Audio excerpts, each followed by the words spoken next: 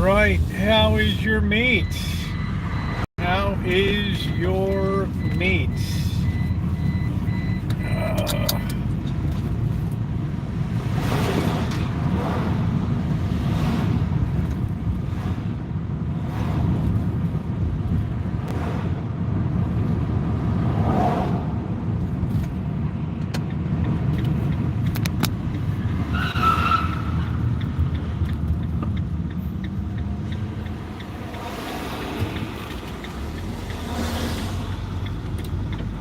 Hello, Ronnie. Snuck in. Katie, hello.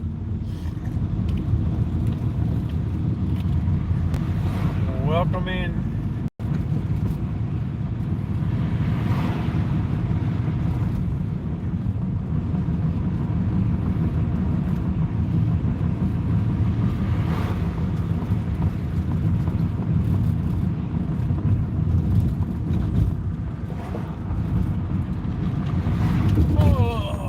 Welcome in, everybody. Please tap the like button if you're coming in. It's coffee time. It's been a very busy day today. Another big day of progress on the Rancho. Hey, Trog. I'm pretty worn out today.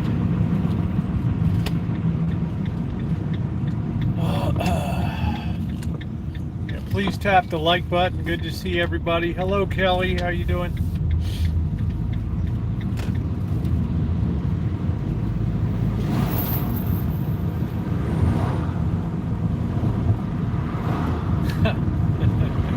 Don't start in on me, Blue. Don't start in on me. Don't do it.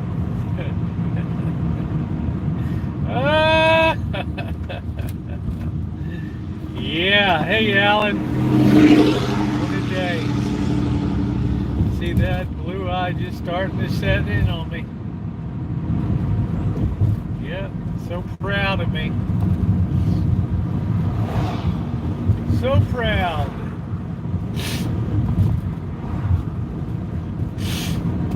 Alright, let's see if we can get in here without having a major operation. Looks pretty good this afternoon, shockingly. Shockingly. I think we're gonna get, I think we'll get Blackbird a case of water here. Dad, I'm tired. He's paying this high freaking price for water. These people ought to be ashamed of themselves.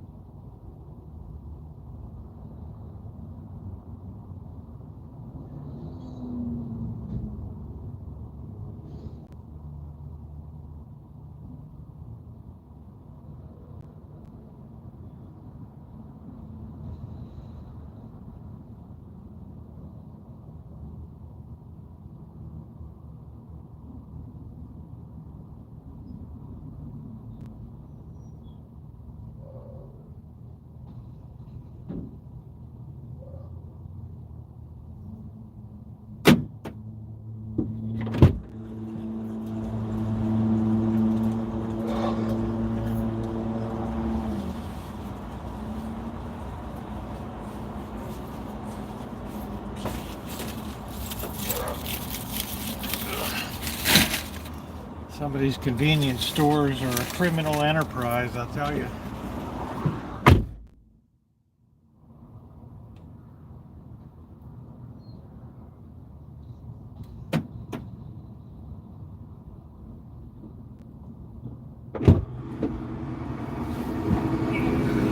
Oh, man, my back.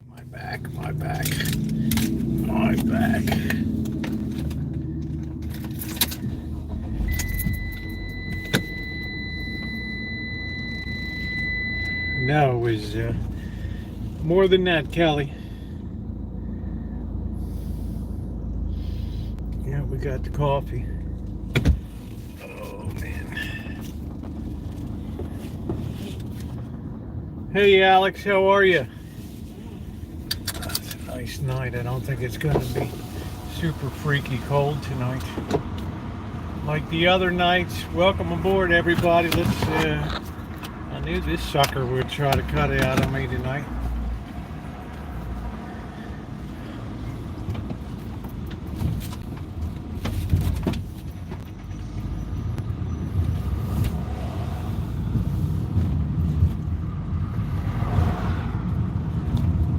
So there was no way I was going bike riding tonight, I guarantee you that, after the day I had today.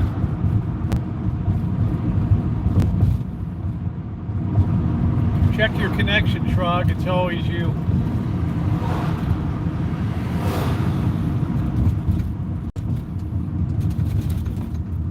Alright, we were just going to walk out on the road. We don't know what we're doing.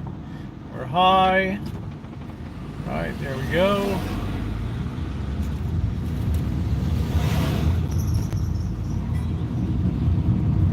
I'm just making some more soup tonight. I got to use this chicken.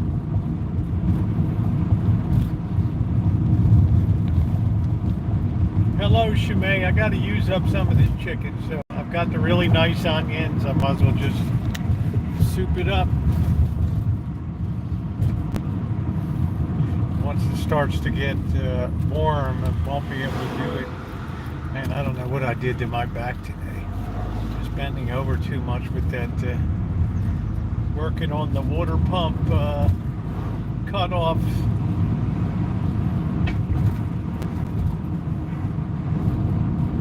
So please tap the like button if you're coming in. It's very appreciated. I was taking a look at that big pine tree outside. It ain't looking good there, guys. It ain't looking good. We're looking at thousands to bring that sucker down. And I'm just going to get that mulberry tree removed once and for all. I'm so sick of that thing. I kind of wrenched my back out today. I did. I ain't gonna lie.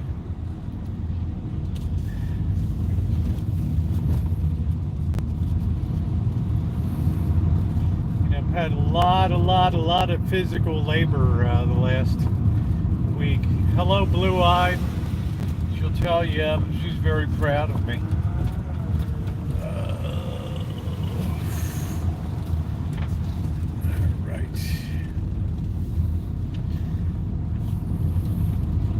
Make sure I'm in good shape for our Friday mega stream. We will be going vertical, so no surprises for Friday.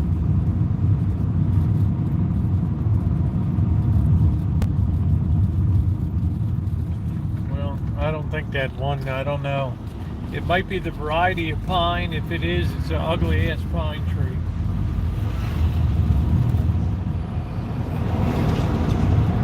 Yeah, I'm second to none. That's right. But what the hell is none? None at all. So welcome in, everybody.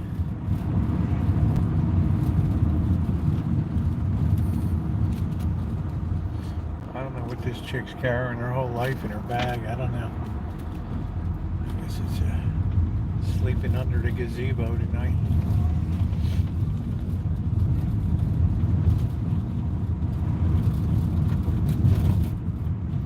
It's probably very old. It might be fine.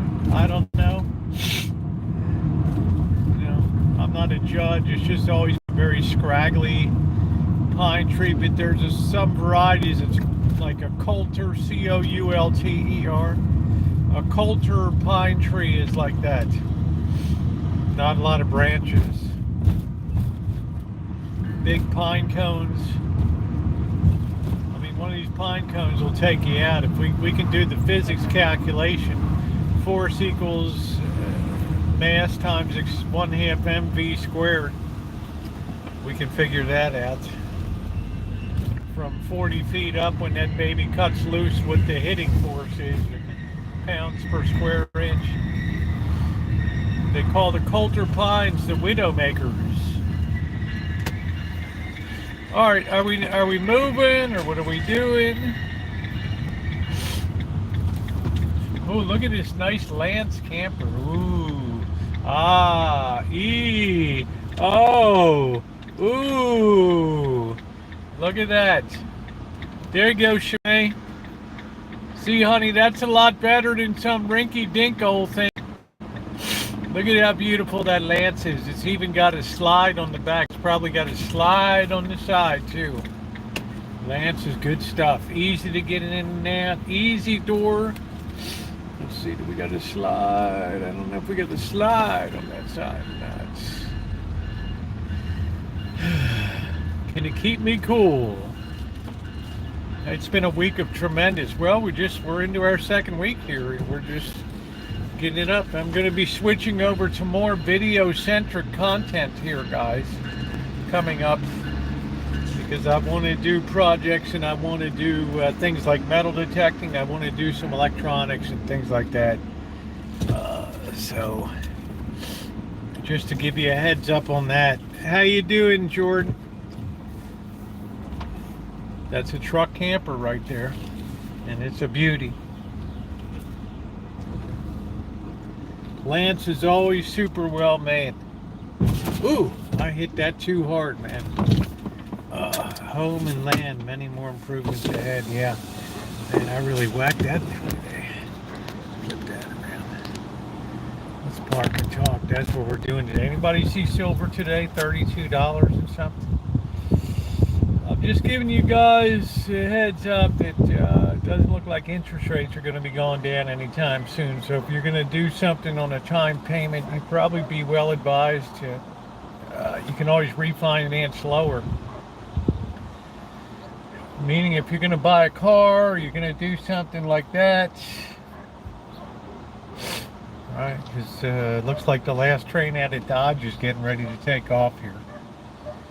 So notice we had a very weak auction today, and I've not heard the word weak treasury auction in years. Usually very high demand. Some stuff might be, I don't know, guys. I don't know. American Airlines said that it's slowing down.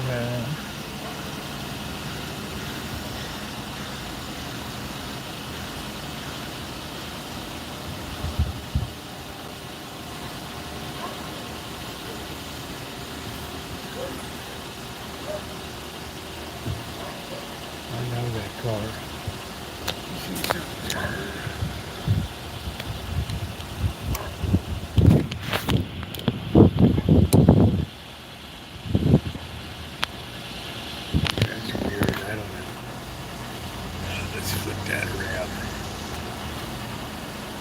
So if you're gonna buy something, it might not be the worst time in the world to lock that in right now, because I'm just saying, if we broach 5%, that'll signal much higher rates ahead. So just be aware. We're at 4.54, something like that right now, and going up. So just be aware. If you're gonna buy something,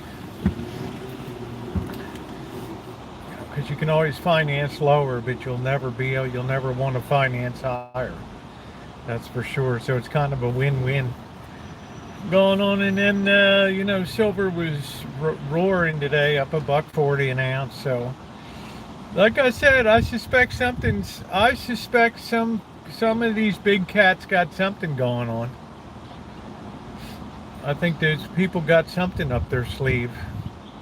Economically speaking, I think that China and Russia have been in a big cooperative cabal here, to come out with some type of new trading currency or something, it's going to be gold or silver backed.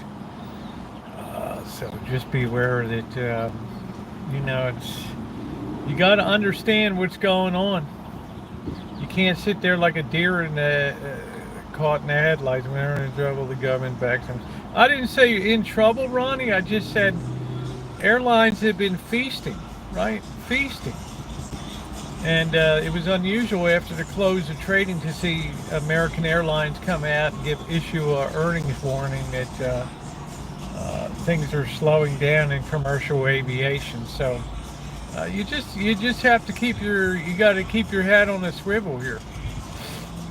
Nothing lasts forever, and we had 40 years of declining interest rates. You figured that had to end sometime. There's too much debt to be rolled over by the government. We're talking about hundreds of billions of dollars per month that has to be rolled over. Well, that money's got to come from somewhere. So don't think to yourself that we're going to be like inflation free and all that kind of crap. The more money is created and printed out of thin air, the more shit goes up in the world.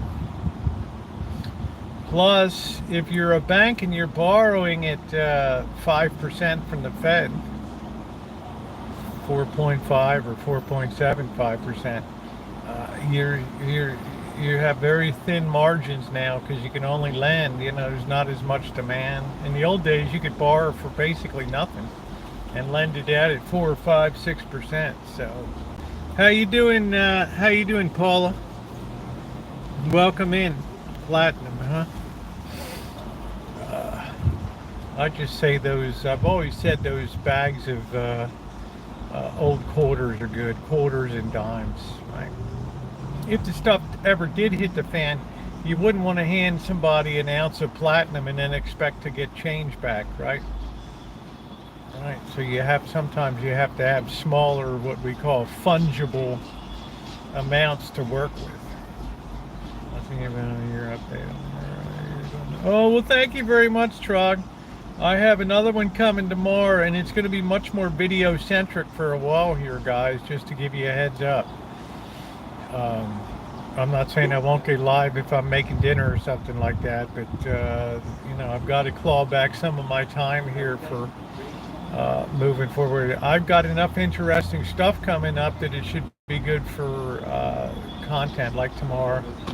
How to protect your well pump from runaway mode and all that kind of stuff. So that was done. We're in times where we're cutting silver into pieces. I don't know. I never saw anybody cut a piece of silver. I've heard of people clipping coins back in the Roman Empire and stuff. Just to shave a little bit of gold off, just kind of clip the edge of it a little bit and hope nobody notices.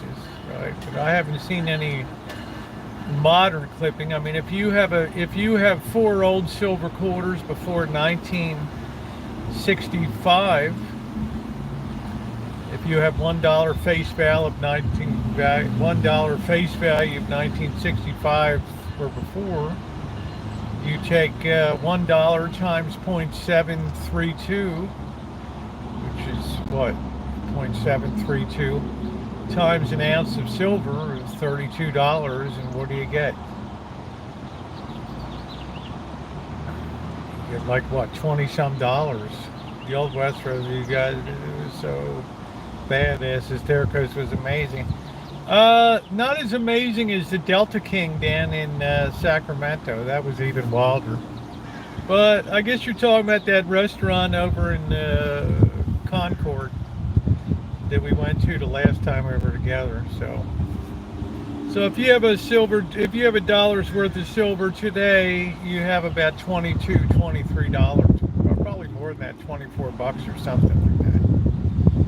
So, which is nice. So it shows you the perfectly preserved purchasing power that silver gives you. Because in 1929, you could take 2 silver dimes and buy a gallon of gas. Okay, you could take those 2 silver dimes today and trade them in for folding currency. and you would be able to buy a gallon of gas today. So that's how perfectly preserved precious metals work to protect the value of money. So what's really changing? It's not the gold and silver. It's everything's moving around them. All right, right. It's everything else is moving. They're staying still. All right. You got to get that concept through your head. All right.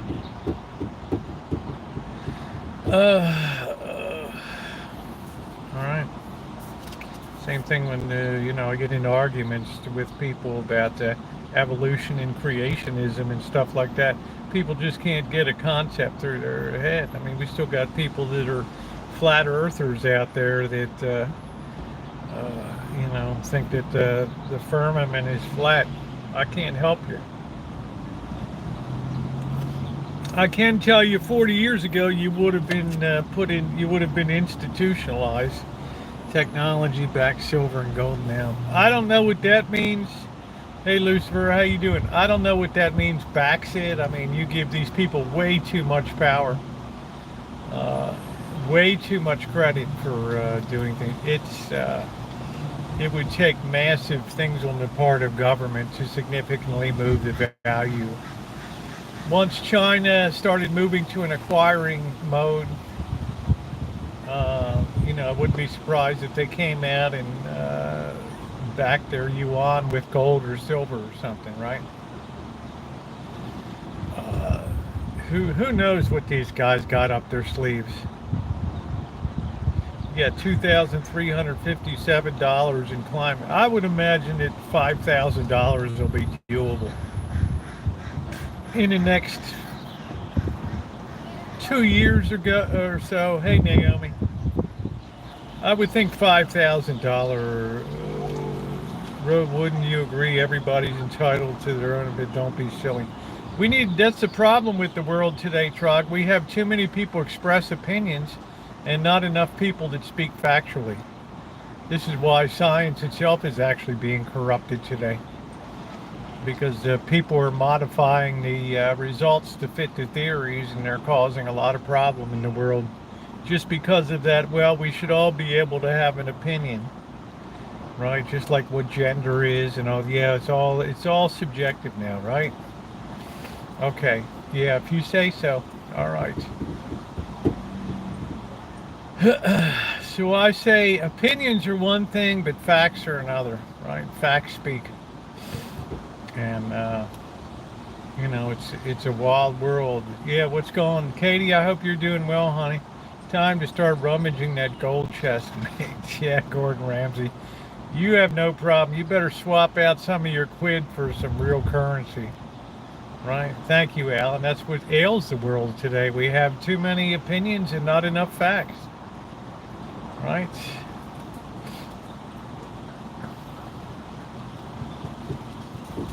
And we're lost. It's becoming a totally subjective world where this postmodernism, anything is what I say it is. Well, no, that's not the way it is. Right? You're setting yourself up in civilization for a great fall. Yeah, that world's scared. People are scared to say it's flat. Right? Yeah, everybody's a speculator these days. Everybody's got speculative inside information.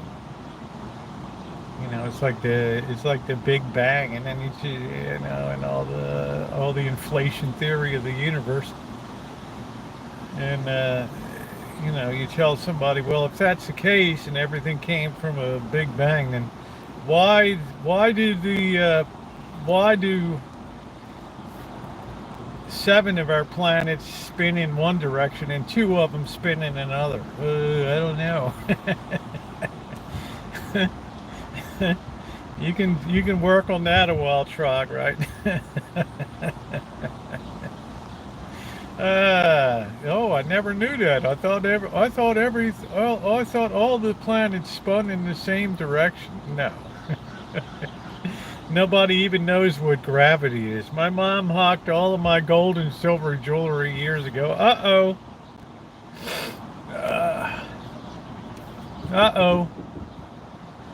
It came from Iraq. Yeah. Right? You know, all you have to do is back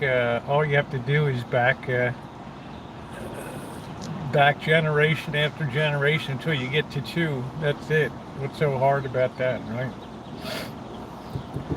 But I'll play along. I'll be stupid just for the game show. Okay, we'll make it exciting. Countries are starting to use the dollar less. That's going to be very problematic, Ronnie. So we have to be very careful here, guys.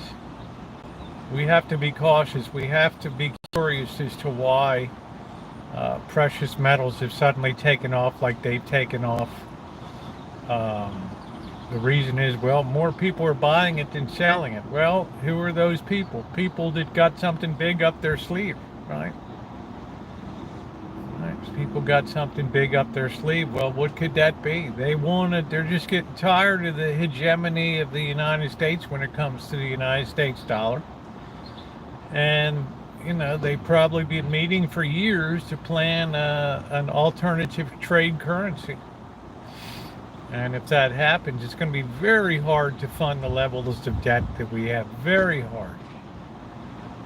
So it could be that precious metals are anticipating that surge of inflation that's ahead. Who knows? Who knows? I mean, I'm not. The only paper currency I've seen in land was at the liquor store. Yeah. So these are things that make you go, these are things that keep you up at night. But anyway, demand for paper at the Treasury is starting to weaken now, and that's a concern. All right, having more barbecue pork sandwiches. Naomi Garza, you better get your head in the game here, honey. You better get your head out of that pork sandwich, dear. Paper money had something to do with oil. Well, you have to understand, when you go outside the U.S., we do, LCs, letters of credit, right? And whenever you're trading between nations, I don't want Zimbabwe to gooba boo-boos, right? When I'm selling you Apple iPhones, I want to get U.S. dollars back. So you have to open a letter of credit with a bank that you're going to have U.S. dollars available to make this. It's a pledge, a trading pledge that you're going to make good with coming across with U.S. dollars, because they don't want the Tanzanian Zabukus or whatever. It's no good, right? Right. So that's why the U.S. dollar has been so dominant. Even when I was in China years ago negotiating oil and gas leases for Royal Bank of Canada's energy division, natural gas investments and stuff, they were all letters of credits in U.S. dollars. All U.S. dollars. So, but that rise can't go forever, right? So when it turns, you have to be awful careful. You have to understand it. I've seen current videos of Vietnam, and it reminds me of this when the U.S. was engaged. Meaning what? Make that make sense to me. There's a slowdown on Freeway 13 my end.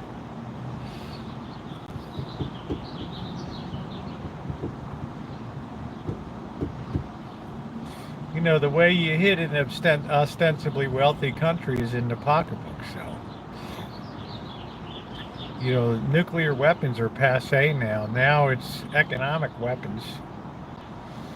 Economic weapons of mass destruction here. So, as a middle class and an upper class is going, a middle class is only a phenomena that is born of growing prosperity, and then it disappears of itself. I mean, it's not, there's nothing economically that says there should always be a middle class. Only an aberrant prosperity allows for the growth of a middle class. Otherwise, it just fades away. You got to work or you got to own. There's no middle ground between the two. You still need a U.S. dollar to get most oil. Hey, Sean. Right.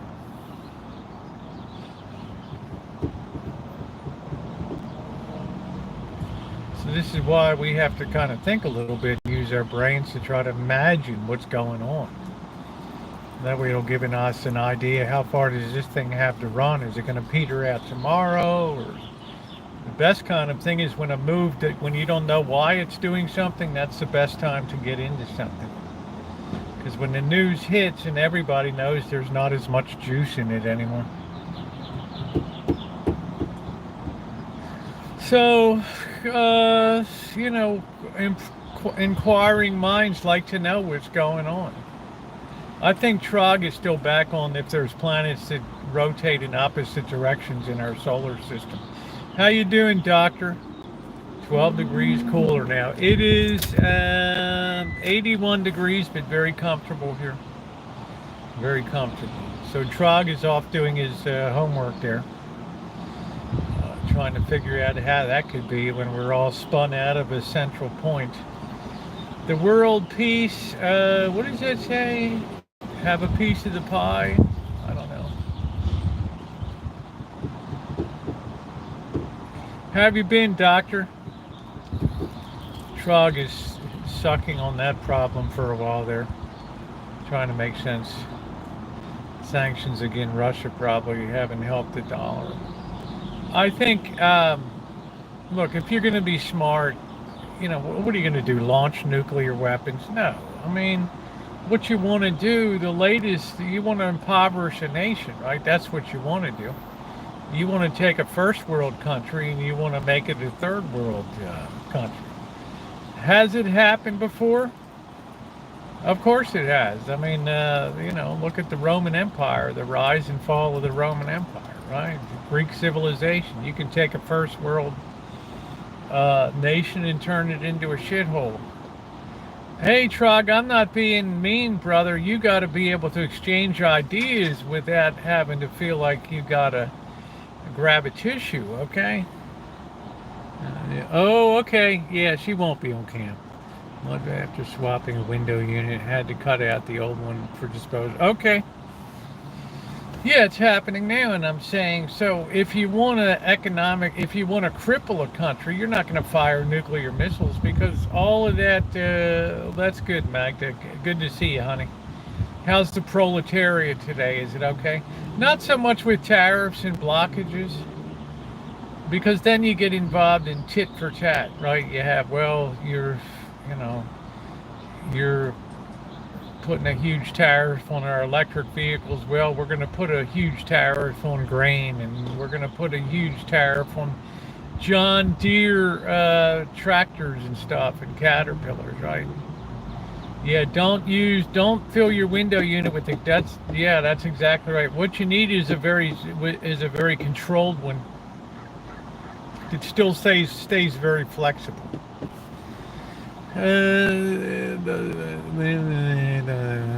Which round ball with spins. Okay, yeah, there you go, Nanny. Yeah, I don't say it's starvation, but just imagine.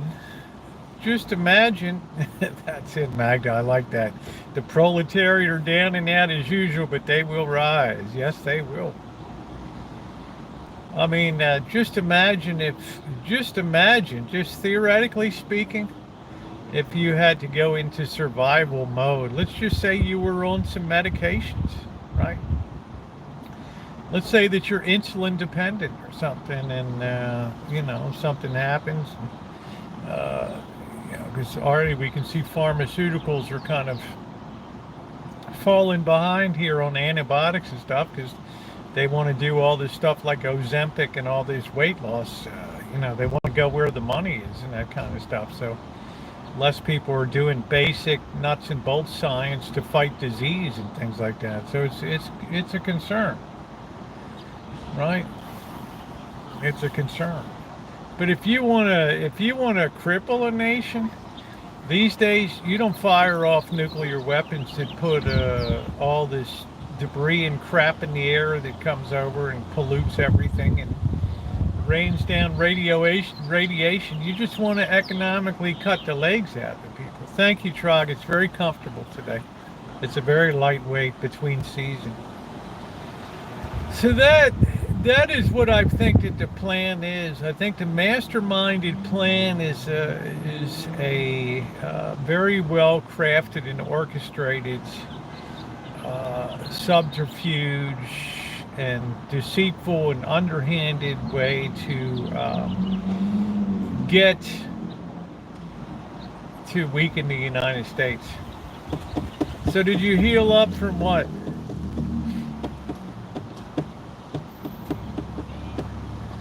Yeah, but it's going to be a different war. Nobody can afford a war these days, right? Nobody can afford a war. I mean, it's unwinnable. It's absolutely unwinnable. So you have to change tactics. You have to shift gears. The stinger from your bike riding. Yeah, I'm okay. I just got a lot of battle wounds from doing work on the Rancho. But I'm doing all right. Thank you. I'm doing okay.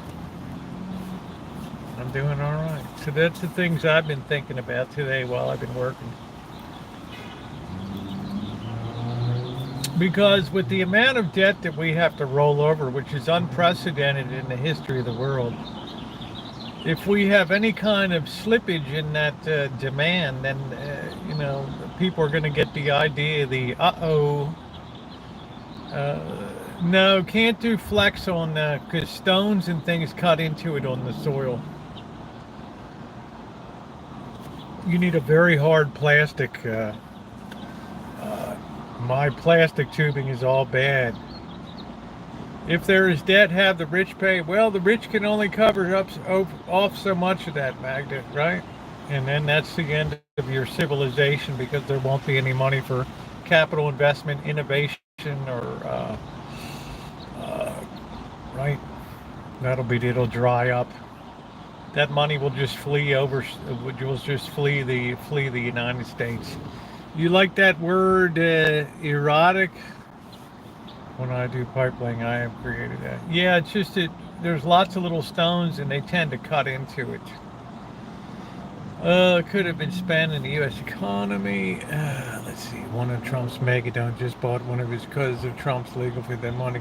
Well, right.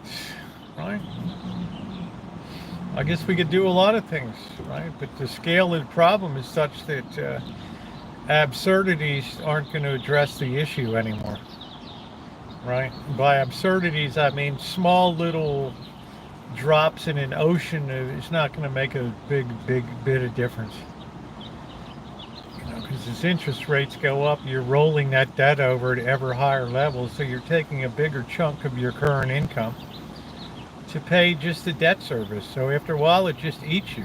That's it. There's nothing left for anything. Ditch which you trench and refill with it. Yeah, I don't. It's just too much for me, doctor. I just, I just put the above lines, just run them around, and.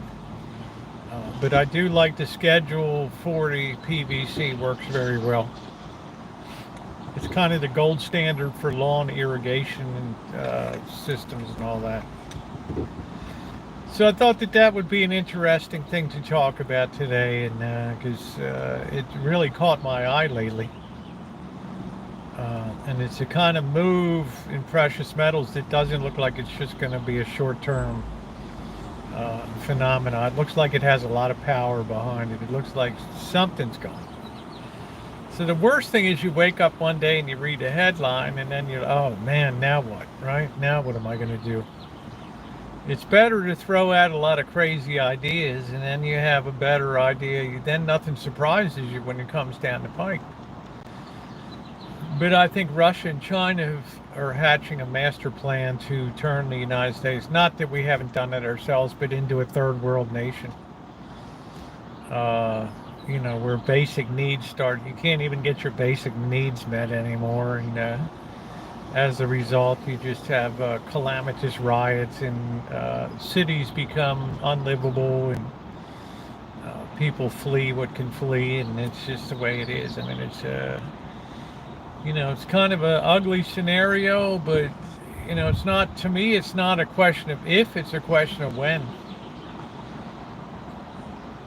And if anything, history, the French Revolution, teaches us that such things can happen and unfold very quickly in a matter of months. Going on a short road trip to Marble Falls and eating at one of the last authentic Texas cafes. Doctor, what will you have at the cafe? What do they have that you're going to be particularly interested in? Oh, I don't blame the young people at all. Oh, hell no. You know.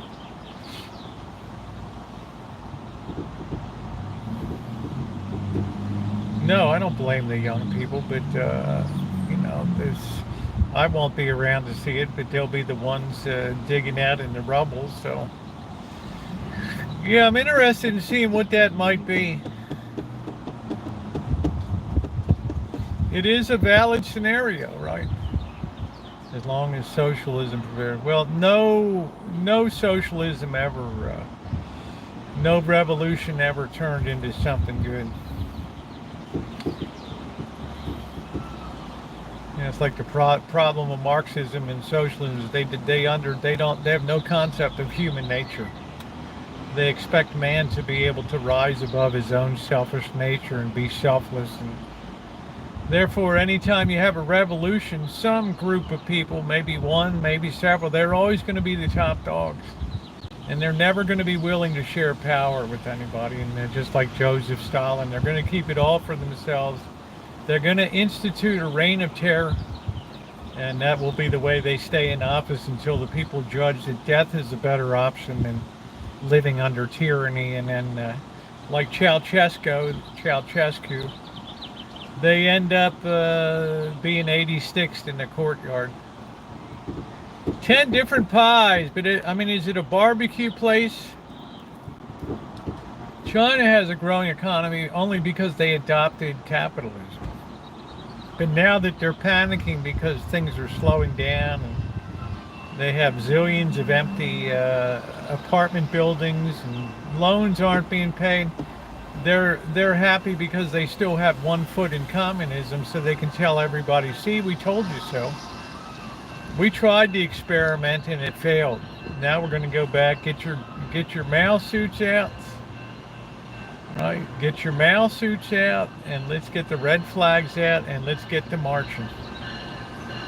Cafe pies are a big draw, not my family. Oh, that's really cool. Okay, pies. All right, well, good deal. Yeah, all of Marxism and socialism sound good in theory, but in actual fact, they just fail miserably. Because people can't rise above their own human nature. Where did the apartment people, I don't know what that means.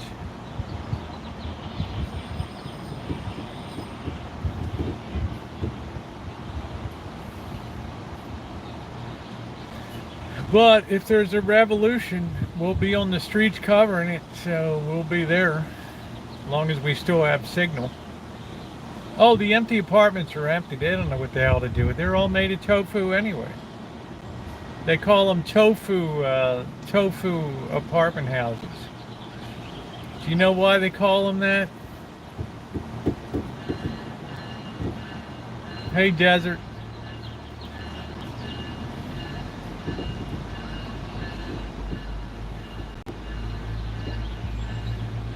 Yeah, it's coming, Doctor. Real soon. We're going to be doing less live streaming and more. I might just live stream when it comes time to doing dinner or something, but I'm making much more recorded content coming up. Now that I'm back up to level. Why do they call these building projects tofu buildings? Anybody know? Hey, Phil. Long time no see.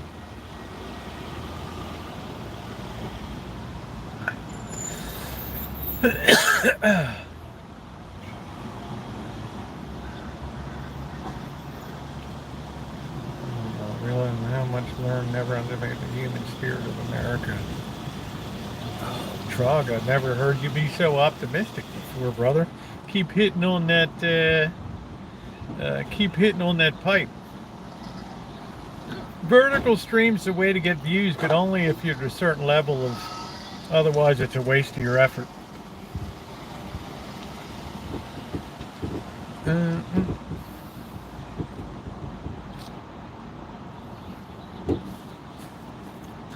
That's good, Trog. I mean, it really's helping you, man. You're like the Kate Smith You know, God bless America, honey. I mean, I just hear it singing right now, from the mountains to the prairies. You've instantly restored my faith in this great enterprise known as the United States of America. But when I started noticing that people weren't running for a re-election, right, that had been there a long time, were starting to bail, I said to myself, oh, well, there it is. I said, you know what? Nobody with half a brain that's young wants to be in politics. That's why you have people like AOC in there. These coconut brain thinkers that are in there. You know, they're fleeing for the mountains, man. Right. A lot of people dislike vertical streams, but I can tell you what, Alex, a lot of people love them. And again, chicken livers are another specialty. So I think on balance, 2 vertical live streams a week is fine. Overworked it is, you'll be worn out before you're done. Oh, Tony, hard work never killed anybody, my friend. So what are the odds of you getting Trump in today? I would say, to me right now, it looks like I would say it's 6-5.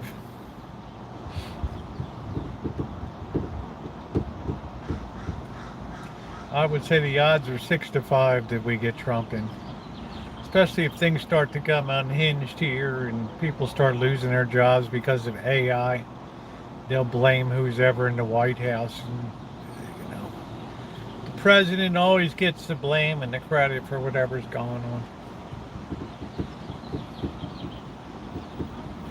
That's the way I see it. Other people might have a different read on it. I don't know. Yeah, I think we've already crested over 50-50. I think what happened in Israel, Phil, I think Israel, that, you know, he will not carry Michigan.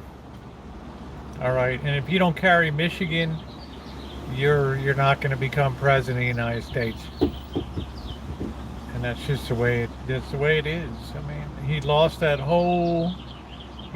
lot of young people that are very, you know, Trump has very wisely kept his mouth shut and let Biden just swim in that sea of, every time a aid camp gets blown up in Rafah over in Palestine or something, then it's, you know, it's all reflected back on Biden. So I would say, if anything right now, I think Israel is probably cost Biden the election. Well, I don't know about beautiful. I mean, I can't help being good looking, but I'm just saying. Right, it's like what? It's like a Lego, man. You got to put the blocks together, right? Hey, Barry. And when that stuff came down in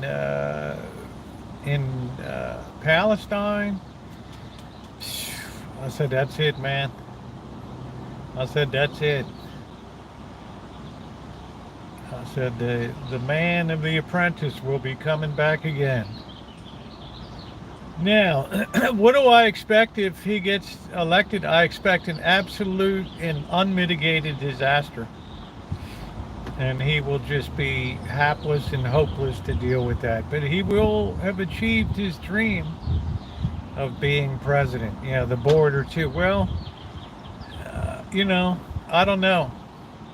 Right? It just seems like one of those things that's common sense, is that you should control your border. But then again, MR, common sense is very uncommon these days. So, right? It's another thing that's subjective and open to personal interpretation, whether we should have open borders or not. Right? Just basic functions. Yeah, because it's time. It's the time in time. It's that time on the timeline where, you know, you're being painted into a corner. You're being pushed into checkmate. Now, when will that be? Who knows? I thought it was going to be 2023. Right? Might be 2025, might be this year, 2024. But I'm just saying, you can kind of tell that the options are getting grossly limited right now, and the maneuvering room is getting very tight.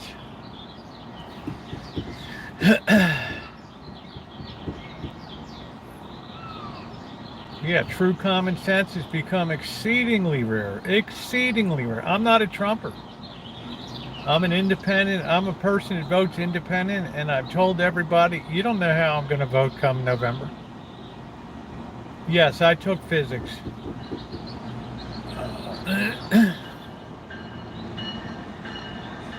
Nobody has any idea how I'm going to vote in November. I don't carry any water for former President Trump, and I don't carry any water for President Biden. I just know that President Biden has a very difficult portfolio he's working right now, and all the cards he's holding are shitty. Right? Tofu apartment. That's right. A tofu apartments are buildings that they use substandard concrete when they made them in China. Which means, do you really want to take an apartment on the 35th floor when the whole building just topples over? I'll tell you, brother, that'll be the ride of your life. It'll be the last ride, but it'll be, I hope it's on video. You pay off with corruption. You don't use the good high PSI concrete. You use the shitty stuff, and somebody just signs off that it's good. And they put a couple 100,000 yuan in their pocket, and they're off to Hainan Island, living the high life. They're on holiday.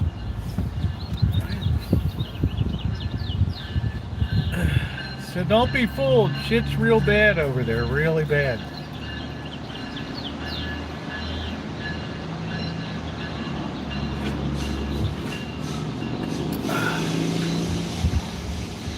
But, you know, they did it to themselves, and now everybody's deglobalizing. Everybody's running home like their pants are on fire.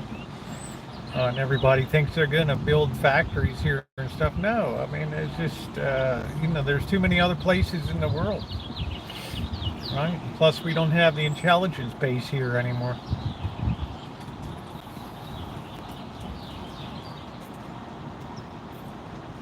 What we're really good at is weaponry. But this will be a war of this will be an economic war. It won't be a thermonuclear. I don't see how we could vote for either of those. No thanks. Well, you know why I'm an independent, right? Because I just think it's like a Hobson's choice, right? You're just kind of screwed no matter which way you vote. And I know Magda likes Bernie, but Bernie has no background in economics. He has no grounding in what it really takes to make $1 or anything. So everything always seems very simple and easy to these people. It always seems like just a slam dunk, right? But economics, if you squeeze the balloon here, it puffs out there. If you squeeze it there, it puffs out here. There's consequences involved when you do stuff. I haven't been reading. I've been writing my book, which covers a lot of this stuff. So it's kind of fresh in my mind. No, we don't ever fight over politics in here, Ronnie. Nobody ever got booted out of here for ever expressing an opinion about anything. The only thing that anybody's ever gotten booted out is when they get harsh and they curse somebody else, or they just they attack somebody or something like that. And my moderators will bear me out on that. Shimei and Ronnie will tell you we have civil discourse here. We have civil discourse. It'd be one thing if I was pro-Trump and just trying to beat the drum for all that, but you guys know I've been very middle of the road. I've been very eye-open, very appreciative of the difficult job that the president has to do right now.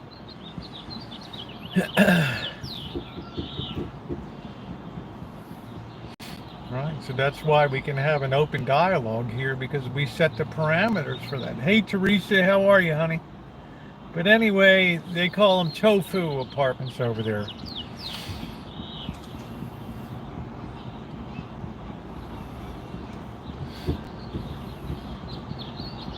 and things slowed down, so nobody's got any money to buy that crap. So it's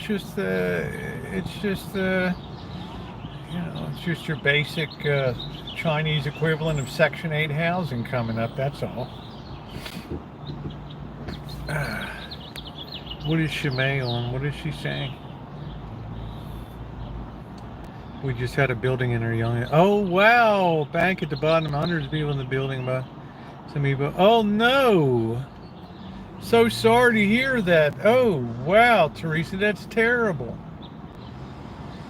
Oh, it's another town with real tragic history. The Youngstown floods and all that stuff. Terrible. I'm so sorry, honey. Was it a gas leak or something? Wow.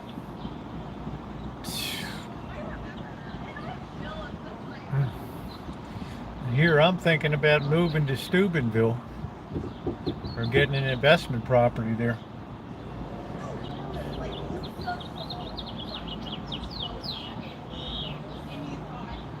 Yeah, it had to be a gas leak, I was going to say. That's the worst of the worst. Somebody just goes to light up a smoke and boom. They're flying at this, they're flying at the speed of sound.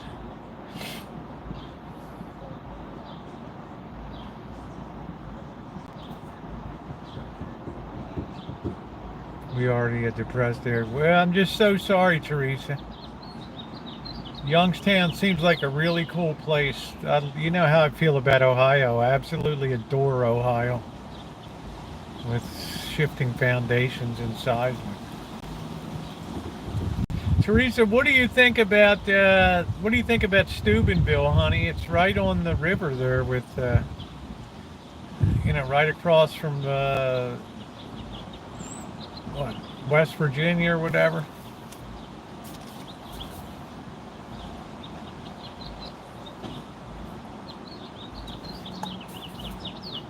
It seems to have good proximity.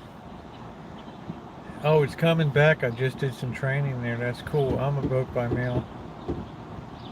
Oh, I know the Youngstown's floods are famous as one of the biggest disasters in U.S. history. No, not Susanville, Steubenville. Lots of chooching to do. How far is it from Youngstown, Teresa?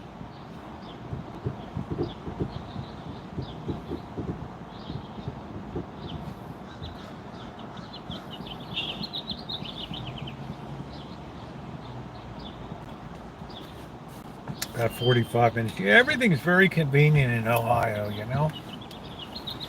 You have all the rivers. You got Cincinnati. You got Cleveland. You got Toledo, Akron, Ashtabula, Youngstown, Steubenville, Dayton, Columbus. It's by the Rust Belt in Lake Chicago, yeah.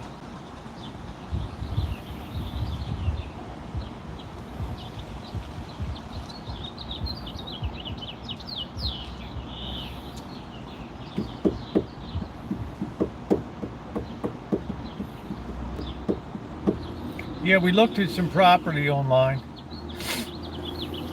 I still miss the northern suburbs of Chicago, but I love Chicago there. I did get a chance to visit Morris, Illinois, but I enjoyed every minute I spent in Chicago. Great food town. Great food town. Not hyper expensive. Lots of big meat. Really nice.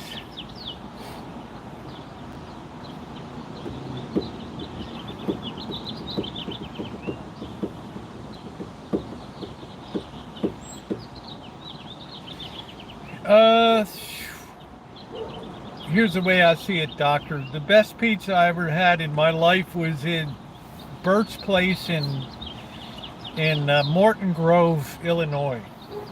That was number one. Otherwise, I'll take New York style pizza any day of the week over Chicago pizza. Yeah, it's a good evening here. Hey, how you doing, Brad? Just personal preference. I don't like thick crust.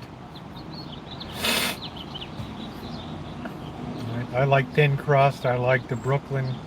I like the New York style pizza. I don't like it cut into squares. I like my little foldable triangle. It's so funny. A little town called Intercourse. Yeah, Intercourse. It's by Bird of Paradise there.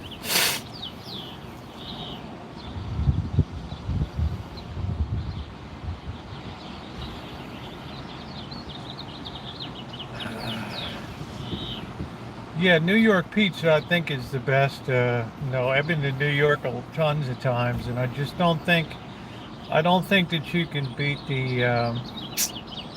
I don't think you can beat the New York style pizza.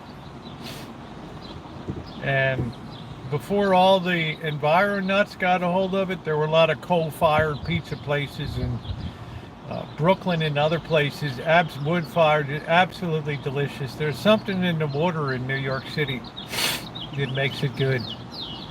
And believe it or not, New York has always been famed for its outstanding water quality. Oh yeah, oh man, Katz is Deli. But I think Katz closed. Katz or Carnegie's. Yeah, I don't want the thick crust. I didn't go to buy a pizza to have a loaf of bread. Sorry, not sorry. Nope. I like to have it nice and cooked thoroughly, and I want to taste the toppings in the sauce. I don't want to eat a whole loaf of bread.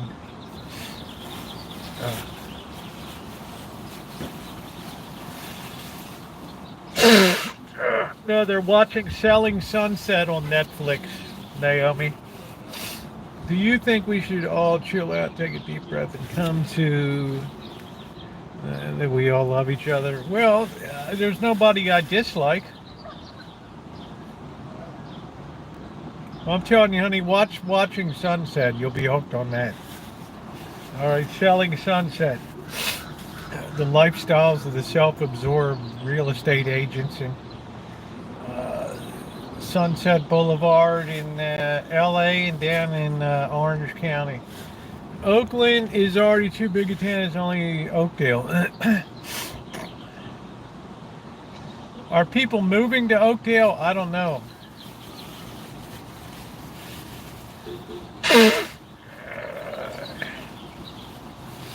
Hey, thank you, Brad. It's nice to see you tonight. I hope you've been well.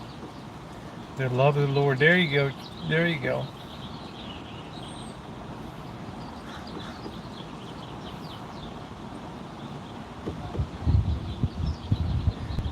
Hebrews, what is it? 10:19, Shemay.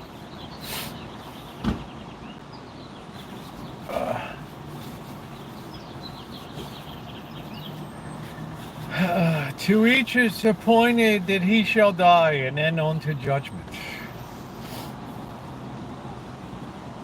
I think that's the right one. I don't know.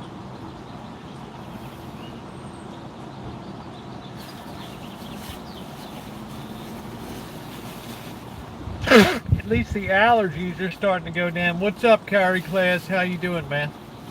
We've had a really great discussion tonight. We're trying to get on top of the gold and silver wave here. My guess is that silver will take out the old high of $50 an ounce. Probably around fall. Silver is one of those things, when it starts to move, it moves very quickly. Covers a lot of ground. It's what we call a galloping commodity.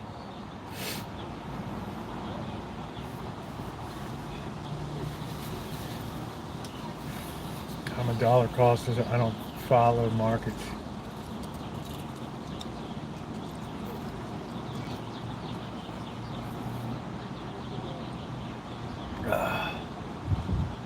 Sacramento, maybe want to pack heat. I've had some good times in Sacramento, but it's gotten a little rough. I enjoy Old Town. I enjoy down on the river, but otherwise, it's becoming a very difficult, very problematic capital. I had a couple oranges today.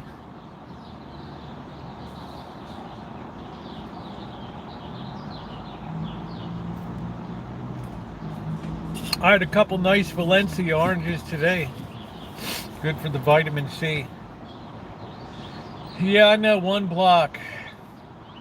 I know. I know. I know West Sac is terrible over there. I still don't, you know, you gotta even keep your head on the swivel when you go to a River Cats game. Converting to back 40, Trog. Oh, nice. We might do the side patch near the orange trees next year just to get our feet wet a little bit with a little big, scale it up. Scale it up. One thing we're not short of is we have a lot of land there to work with, so we're pretty good. Man, for spreading it. Yeah, I told you, Uncle Tony. I mean, I'm just like, how would somebody know, right? I mean, your first call out of Mexico is not going to be to YouTube. So, whatever Colleen Aloha doing was just for fun.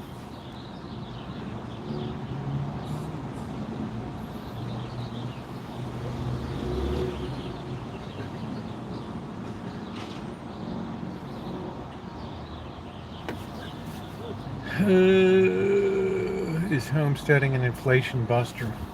Probably not, Shimei. Probably I would say, Shimei, the first couple years of homesteading are very financially draining.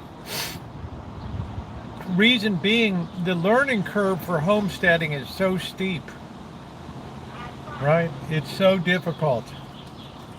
Because everything is new to you. You have to invest in all types of capital equipment. That's if you want to do a scale up and do a decent job. I mean, you're going to really hand turn over like, 5,000 square feet of land with a shovel. I mean, could you do it? Yeah. You would probably lose 25 pounds by the time that you were done doing that. Be something that like out of the movie Cool Hand Luke or something. I'm shaking it, boss. I'm shaking it. Hey, Angus, how are you? So I think you don't begin to get a payback on homesteading maybe till the 4th or 5th year. Then you start to gain. Yeah, gardening in a lot of ways is financially a big waste of time. It is, because it depends if you spread your capital purchases over many years in an accounting sense, then it makes more sense. But I just bought like 30 T-posts for like $120, right? But they'll be a long-term investment. The real saver for me will be the well.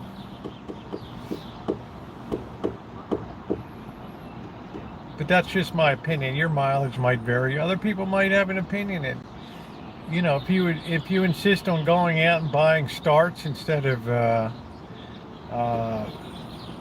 instead of planting your own seeds, and then you have to invest in a greenhouse, right? You look at the way that people planted victory gardens in Britain and the U.S. and Australia in World War II. There was produce coming out the wazoo. People got sick of it. Yeah, well, that's good for you, though, Trog, to do that kind of work. Right? You got to keep active, man. You got to keep limber. You got to keep moving. Type of work. Oh, that's nice. Epithelium.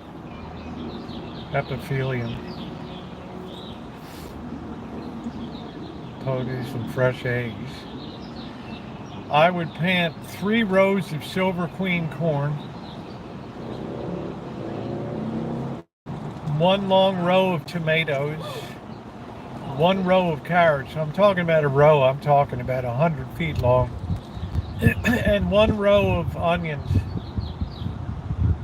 Yeah, it's hard to get motivated, but when I catch fire, Tron. You know what I'm saying, brother? once you start to do one thing and you accomplish it, then you start to get the big mo behind you. You start to get the big momentum behind you. And then it's not such a tough thing. Right? Like today, I finally got a protective timer in on the water system that's a good one. Hey, Queen. We're getting a lot better fruits than you know. We're growing with that. Yeah, we never use a pesticide on the Rancho.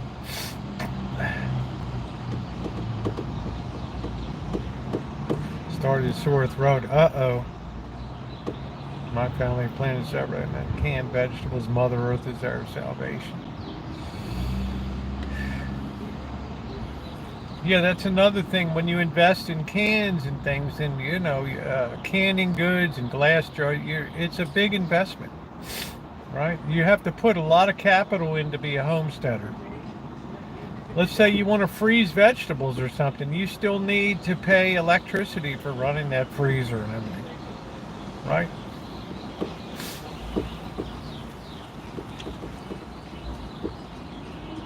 That's why if you can, it makes good sense. Like I'm going to build an air frame for drying tomatoes. We're going to just do a big square and cover it with netting. Dry out some stuff. And free caramel out to the neighborhood if they did their own work. I'm sure their dentists appreciated that. Come home with a tooth sticking out of the apple. Oh, there is. I love kimchi. Yeah, dehydrating's old school, Ronnie. That's why I put down 12 tomato plants, because I want a lot of sun-dried tomatoes that I can store in olive oil.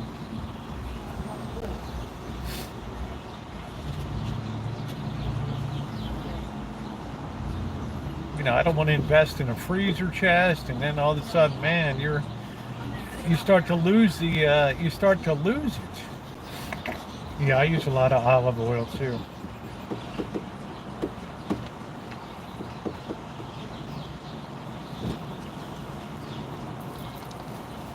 You just start to lose the benefits because financially, but some people are more like hobbyists. They like to have a nice greenhouse. They don't really care about the economics of it. Right? Lavender.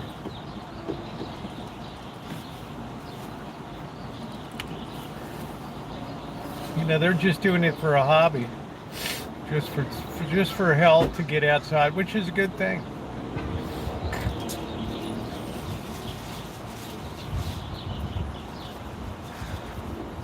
Yeah, my soil is so perfect in the back 40 because it's never been put into production. It's just year after year of grass dying and going into the ground. Hey Jamie, your brother's a diamond dentist. That's cool. You know, so that soil is very fertile. Yeah, I just talked to the boss on the phone today, Tribe. Yeah. My entire front yard was constructed. That's cool. I just talked to the boss today.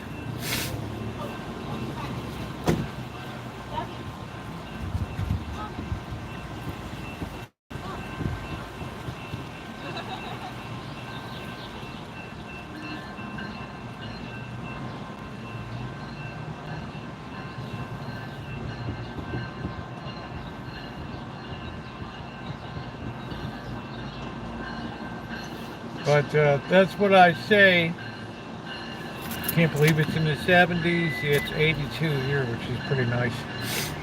Did you notice in the video before you went, the boss was real grumpy, but after he ate, it was all smiles. He was probably grumpy because I said something that made him grumpy in the car. So I have this tendency to hit that one little spot that kind of sets him off. Right.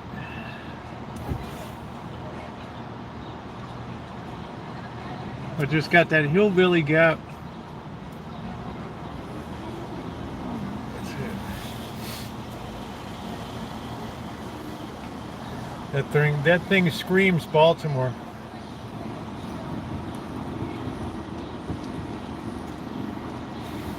You ever go fishing down around? No, I don't think so, Doctor, because Monterey is all commercialized. I didn't like it at all. I love Carmel. I boondocked in Carmel. I didn't care for Monterey. I thought it was too much Bubba Gump, too many tourists around. I thought Carmel was much nicer and just a couple miles down the road. I got to go out to Clint Eastwood's ranch, do a nice video there. See the hotel that Doris Day owned, the first hotel in America that allowed dogs to stay there. I did a book release in Carmel. Plenty of wealthy customers. When you say a book release, Doctor, what exactly does that mean? And talk to me like I'm a fifth grader.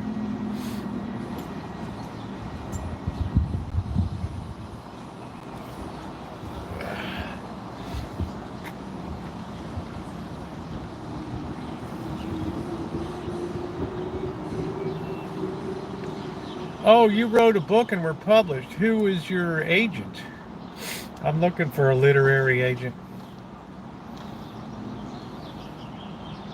I haven't started yet. I haven't finished. I'm just about to cut over to the documentation phase, which means I have to spend a lot of time in the library getting my sources properly written down. 100 footnotes is a lot. That's a lot of work.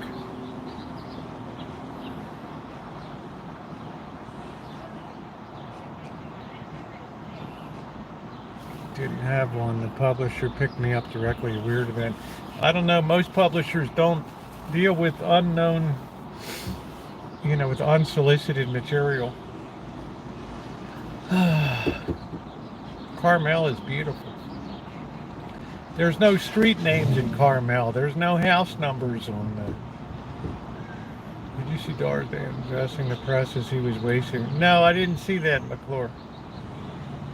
Culture. I just saw her beautiful hotel down there in Monterey, in Carmel.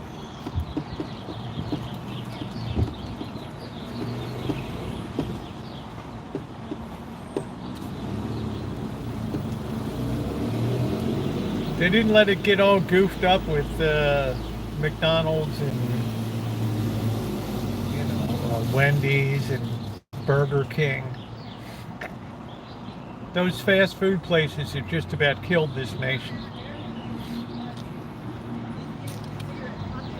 But people will soon be discovering cooking on their own. The Bach Festival. I don't know. You could I'm good at keeping a secret. You could just write me and tell me what the book is. People will tell you I'm a vault. I don't ever share anything that I shouldn't share here. Fast food always was a ripoff. I didn't ever think it was a ripoff until now. Bird got to get a meal and a drink for $20 at McDonald's. It's like Bird, he now. Bird is like, you know what? I got to start making my own. I got to start making my own meals. I said, that's right. Now I get smart, so I got him a case of water here today. I didn't want him paying $4. What do you think about in the early years? Did you see the news? Well, I mean, what should I think about it? It came, it's just a virus, and it got managed. I mean, I didn't think too much about it. What did you think about it? Shit out of your car instead of like shoes and shit I have or whatever. I'll just air out while I'm standing here. Like, good luck to me.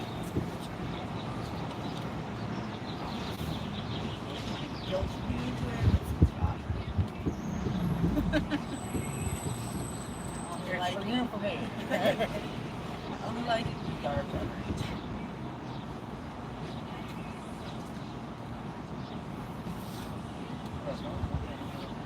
I'm really, ever since I went to jail for something. Oh, you weren't allowed to go? Okay, well, Can't blame your parents for wanting to protect you. I mean, those were very scary days, as I remember. I remember watching Freddie Mercury waste away. That was an eye-opener. I remember the very first movie was called An Early Frost, starring Gina Rowlands. I don't know who else. What year was that movie, Shimei? An Early Frost. Gina Rowlands, and I don't know if it's Jason Robards. I don't know. Soup is good. Yeah, that's when I first made TV, Magda, that movie. I remember that. Aidan Quinn.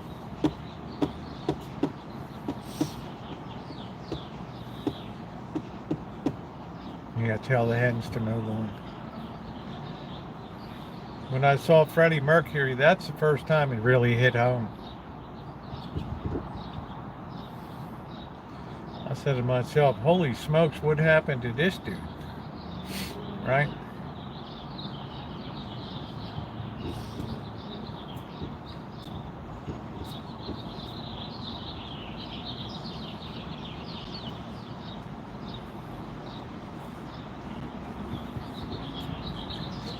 Now it's all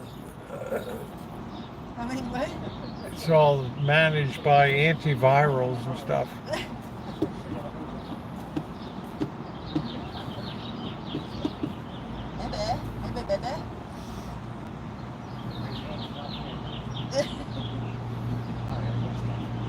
That's what I meant about if the shit hits the fan, you know, and you just stop basic production of pharmaceuticals like antibiotics and antivirals and yes, you did. What was it? What'd you say?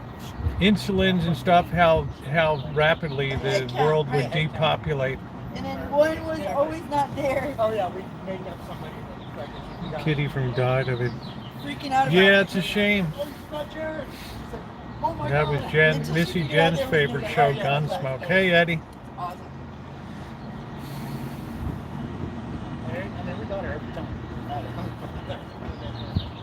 Because she has to take it seriously. It's good for you. It's good for your brain, Trog, to be able to separate verbal Just signals. the chance of it is like death to person and career forever. That was my mother. Yeah, Missy Jen loved Gunsmoke. She's proud. Miss Kitty.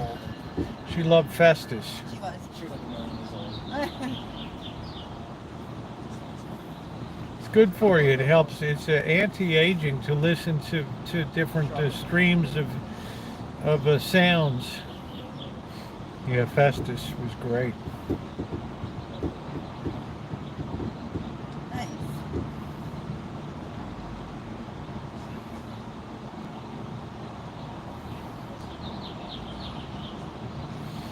Yeah, that's cool.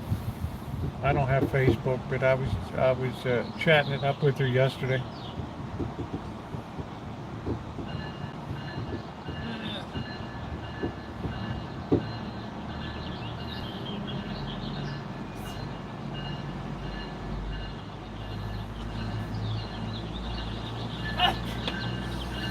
Can't do it! Break his phone! Yeah, that's those fucking aliens. Need my phone.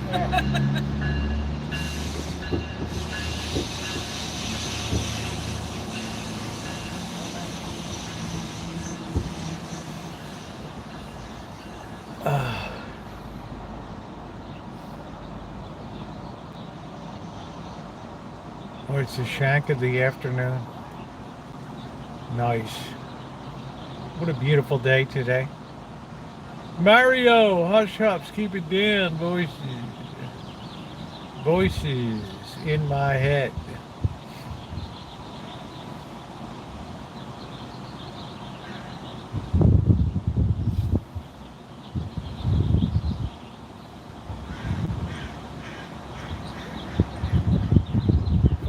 Hail. Can you imagine the damage to cars on that? Can you imagine Lurker having a car dealership and a hailstorm comes over? you better have good open lot insurance coverage.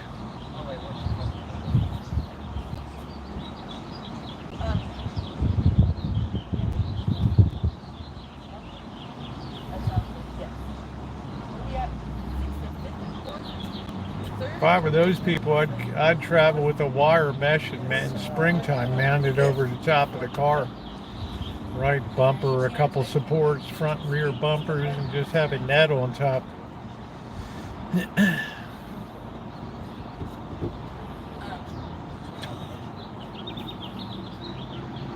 Wow, I'm glad I live where I live. The only reason I'm sweating is because it's fucking 100. I'm glad I live where I live. Of course, the earthquakes aren't much better, or wildfires.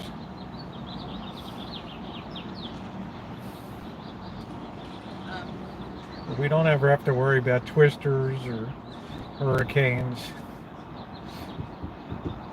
Yeah. Well, it's going to be like only like an hour before Jerry comes back from work. He's over there. Has the truck to fit.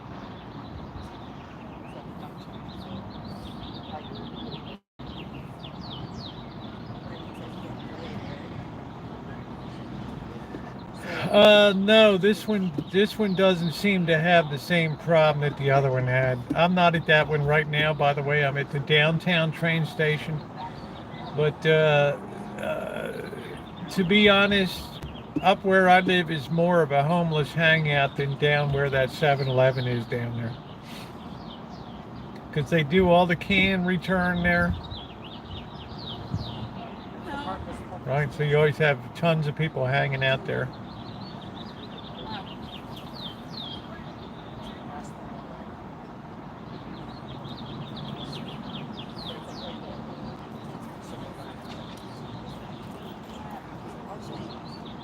You know what has happened? It became a Coast Quick Mart or something. Coast Quick Mart or something like that. But I'm going to tell you what, Magda, the day they didn't have coffee or whatever, they were changing over to new management. I took that the opportunity to go to the other 7-Eleven, and guess what I discovered? The coffee at the other 7-Eleven is excellent. So, you know, I haven't gone back to that store since. Yeah, read the Radatorium. That's it, Cobra John. I haven't been back since. I don't need it. Yeah, the grass. I never even thought the grass was greener, but it does. Do you have any plans for the moonshine still?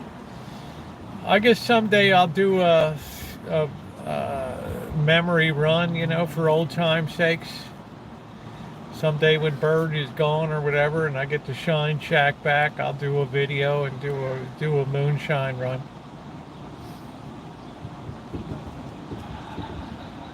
It's a lot of work. You got to hump in the grains and the sugars, and you got to worry about the fermenting, the pH. Starts messing around with citric acid, and you know, it's a lot of work. But I just know that in general, I always thought I did the definitive video on it anyway, called From Grains to Glass, right? It was very popular on YouTube. Has the whole process from picking up grains to putting it into barrels at the end.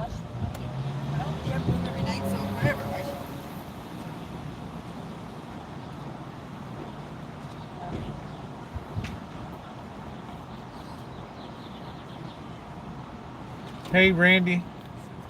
What's up, Lee? How you doing? You go fishing every day, brother? literally run like lives around here.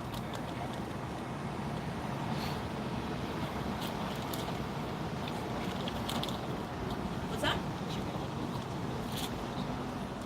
Oh yeah, why don't we go over there? What?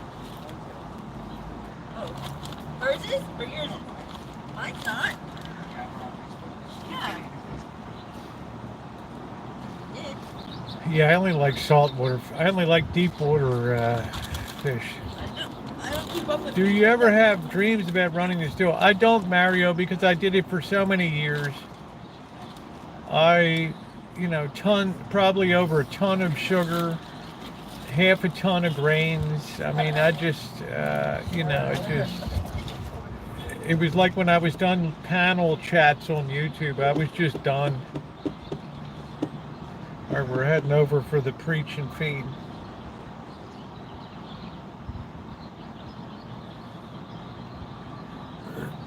These people wait till the preach is over and then they get to feed. Said she would do another round. Peach liver with a nice brandy would be cool. It would just be straight up white dog. You ought to do crabbing, Lee. Get them crab pots down, brother.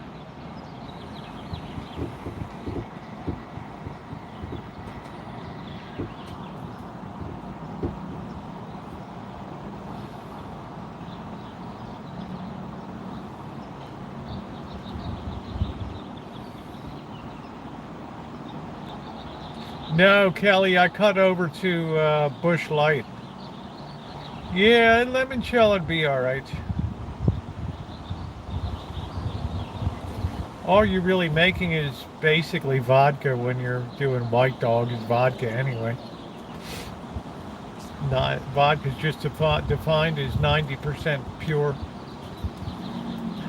Bush Light is good. It's a good way to end my streams in Las Vegas. My meatball sub and 2 16-ounce Bush Lights. Man, what a way to end the evening. It's like, number one, you didn't get killed. That's a bonus. Number two, oh, it just goes down so good.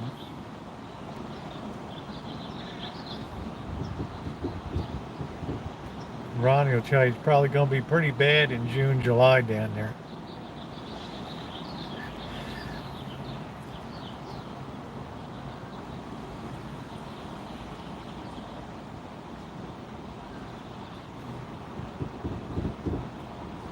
Commercial fishing, that's cool. Yeah, the only fish I read, snapper. I like cod. I don't like salmon. I like cod. Good, nice, white, flaky fish.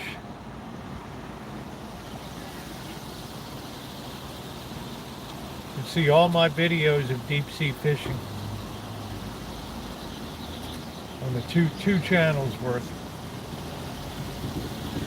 See some of the big stuff I reeled in.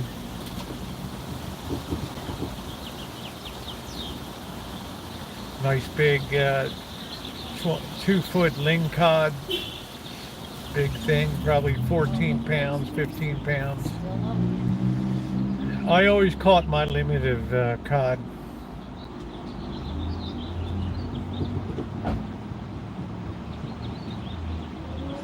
But then it got too expensive. You know, it used to be like $120 to go at, and now it's like 250, 300. The embargo on Bud Light, not buying it. Well, that's cool. I mean, I never embargoed Bud Light. I don't let politics and stupidity rule what I drink. You know, but I just was on Michelob Ultra, and then I go down to finish my stream, and I only got a $5 bill in my pocket, and I asked the bartender, it's like,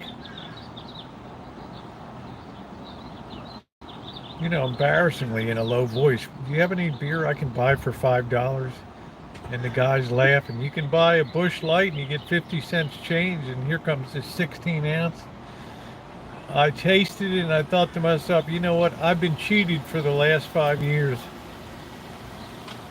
I said, all they did was take Bush Light, pour it into a Michelob Ultra container, and throw some marketing behind it and call it a new beer, Michelob Ultra. Same calories, same alcohol by volume. I said to myself, you know what? I pay $7.99 for a 12-pack of Bush Light, or I can pay, you know, $16. $12.99 for a 12-pack. And you know, who's the sucker? I'm the sucker.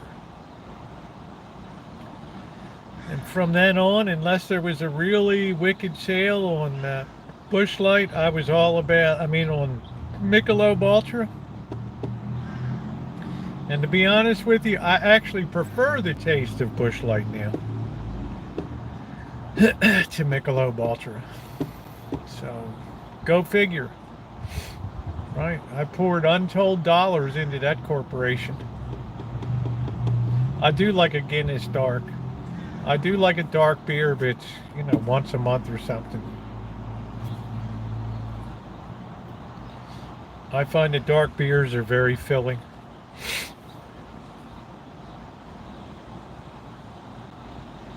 I always enjoyed a Guinness, but not in a can. Only off of a tap. No, am I diabetic? No.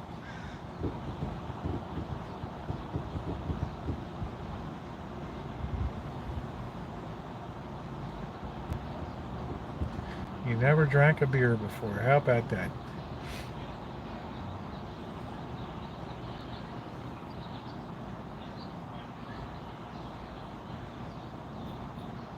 Northern Smoking.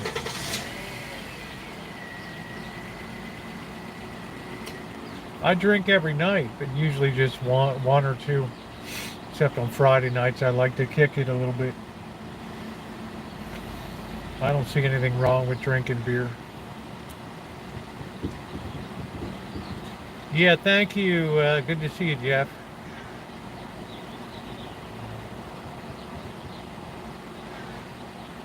Beer is wonderful. It's a very natural beverage. Well, you don't have to drink. I'm just saying it's. I enjoy it.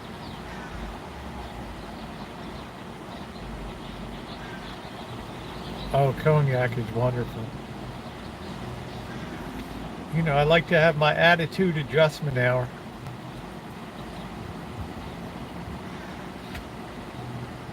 I don't feel guilty drinking. I'm in my golden years. I'm gonna do whatever the hell I want to do. I want to tote up some beers. I'm gonna have so I can sit there and you know. I don't long to hold on to this world that much. I'm ready to go anytime.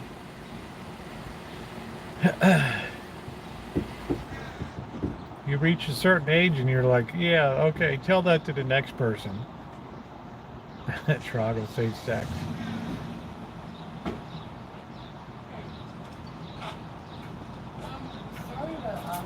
Medicinal drinking is fine. I like to have my attitude adjustment hour. Oh, so there's the day of mind you, I'm gonna fucking do because they haven't lost. And they're just giving me the hardest time I'm trying not to take it personal.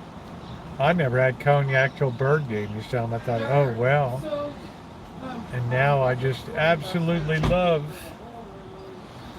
VSOP. Thank you, Teresa Martin.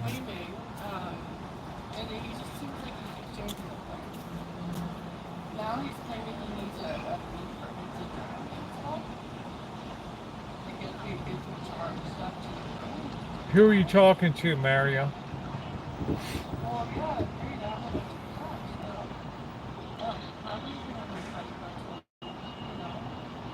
God damn this thing. God. 53%, because this son of a bitch doesn't stay on. Pardon my language. So, man. Do you think there's a way to help us? I can give you the cash tomorrow. I'll give you that. Yeah, Teresa, you were wonderful, honey. I mean, I'll never forget that day. It's those unexpected things that just absolutely blow you away. Like Teresa Martin, like, get a couple of VSOPs. Yeah, get Bird a couple 12 packs. I'm like, oh, man. Can you imagine that? How sweet. Oh, I like VSOP. Bird likes Remy. I like VS. I find Remy has a bit of a claw on the end of it that I don't like. I like VSOP. Oh, I like Courvoisier VSOP because it's like silk. And I always say if it was good enough for the emperor, it's good enough for me.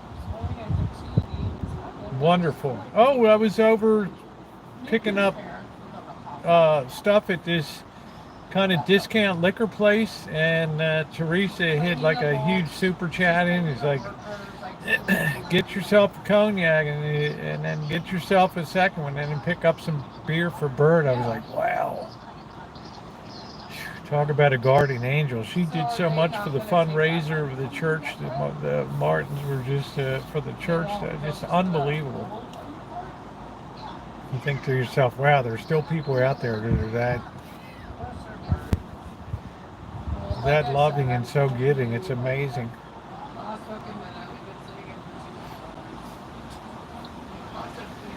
So we were appreciative. I know doggone good that Bird was appreciative. He didn't see that coming.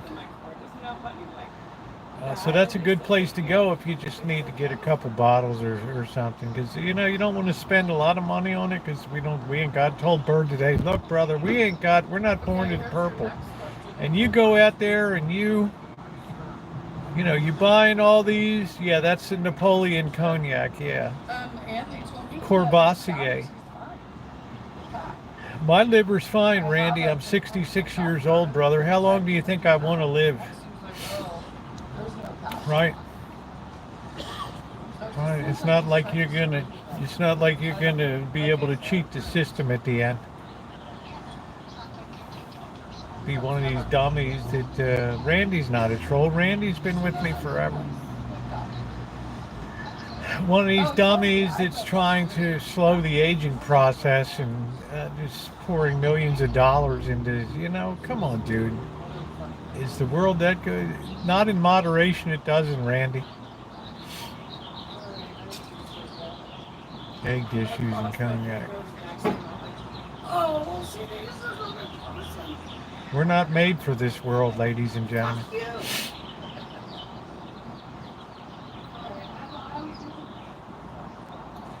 We're merely passing through.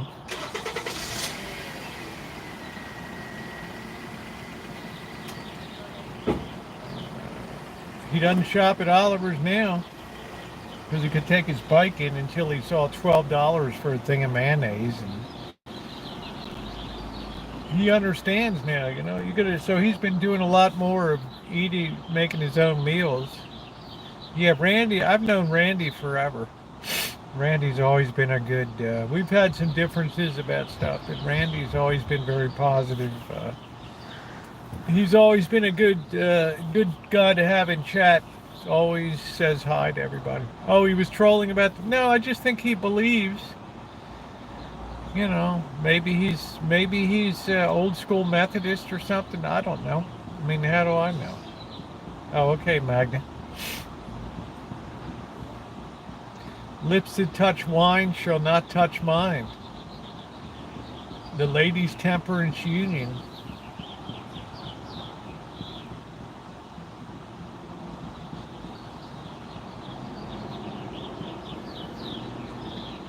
It's like when I was in Salt Lake City, I had a heck of a time getting a beer. The best wine, Georgian wine, and I don't know. The best wine, California wine. The foreseeable technology, I hope not, Trug. I have no attachment to this earth.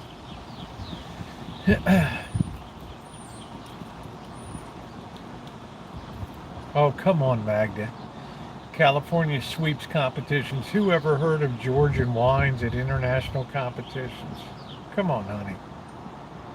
I mean, I know you wanna rah-rah the home team, but I'm just saying, let's just look at things objectively. Californians even bested the French. You're not going to beat Sonoma or Napa County for wines. I like a cognac.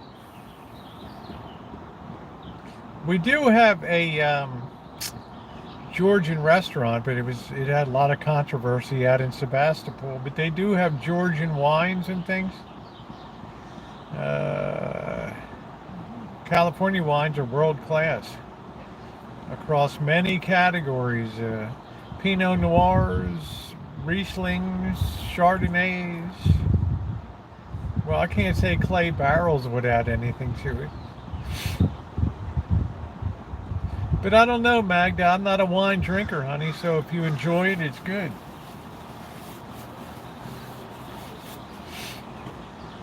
I'd be more interested in trying Georgian food. I've had Armenian food.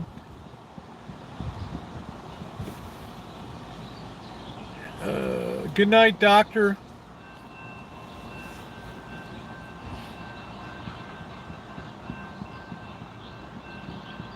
Oh, because there was something about, it was out in Sebastopol, some controversy about whether the guy had made a sexual advance on a person that worked there, and Sebastopol was, oh, we don't think we're going to give him a license, and everybody's like, hey man, you have to have due process, right? Are we that far gone now that so finally they granted the guy a business license or whatever. Yeah, I like to think my allergies are on the way out, although there could be another huge wave coming that I'm not aware of, in which case I'm the chump. I don't know. There's that beautiful Toyota FJ. Yes, the restaurant's there. It's on Healdsburg Avenue.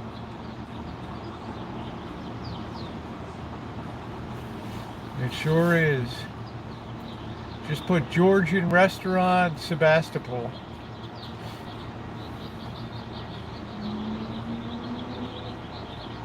We've walked past it a few times. We've looked at the wines in the window, but I'm not a wine drinker. I went to a Georgian restaurant in Georgia in Moscow too. That's cool. I wonder what I don't know anything about Georgian food. Hey, Robert, I've had Armenian. I'm very interested in the Central Asian republics.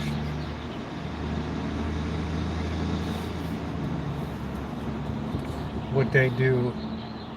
Kinkal.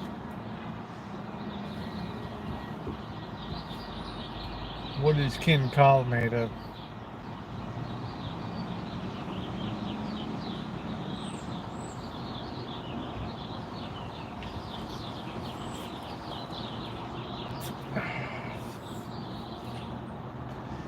French British is making champagne. I don't know. Corbel makes a damn good champagne. They're steamed dumplings with mushrooms and meats. Well, that sounds like Chinese influence there. On the Silk Road. I finally went to. Well, what did you see at Buc-ee's?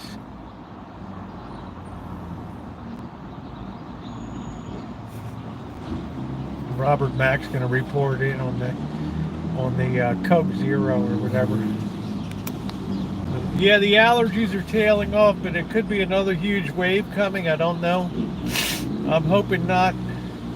But I haven't been on prednisone for 2 days. I only took 3 days. I took prednisone, so I've been off of that for 2 days.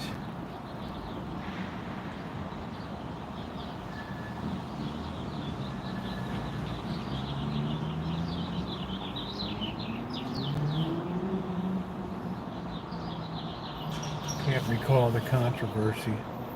Yeah, hey Catherine. You can see it in the, just put, Sebastopol Georgian restaurant controversy. It'll come up. Press Democrat covered it. I have no idea who that is.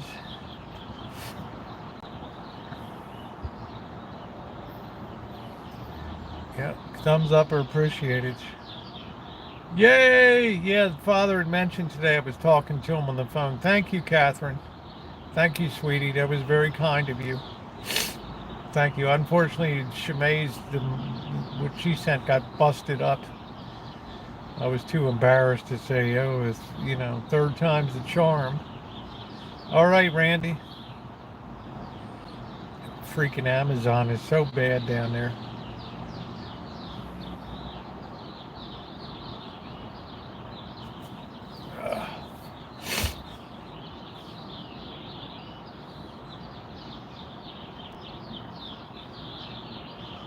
Listen to those birds.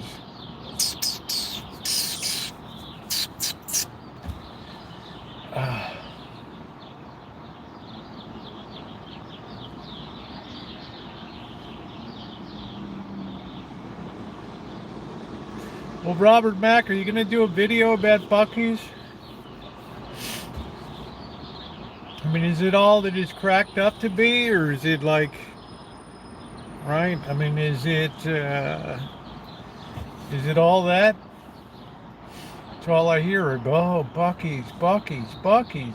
It's just like what's the difference between a Buc-ee's and a TA, a Buc-ee's and a Love's? Right? What's the diff?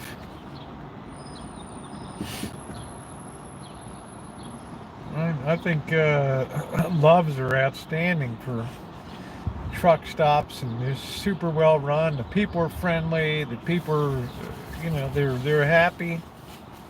Some of these shitty places have no judge. You should hear your name. Okay, Robert, thank you. I'm going to check it out. I've been out working on a well pump today. I haven't seen anything that's been posted today, but thank you. I'll check it out. Thank you, Robert.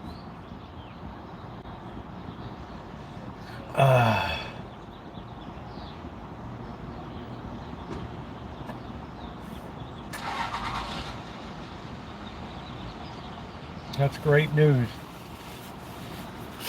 I'm very curious to hear Robert Mack's take on Buc-ee's there.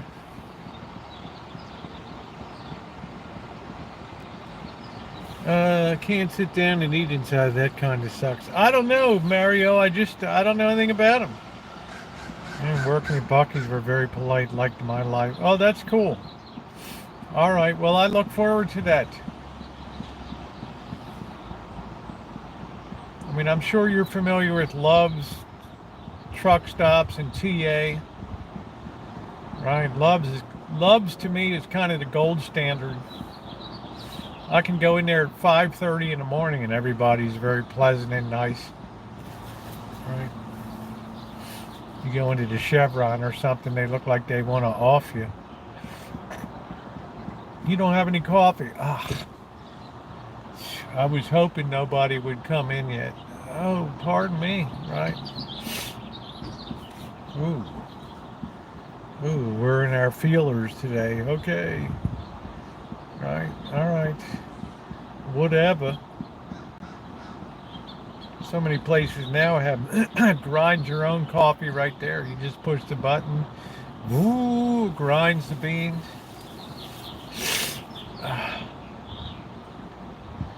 Huge and very clean restrooms. Well, Love's has clean ones, and TA, they sign off every hour.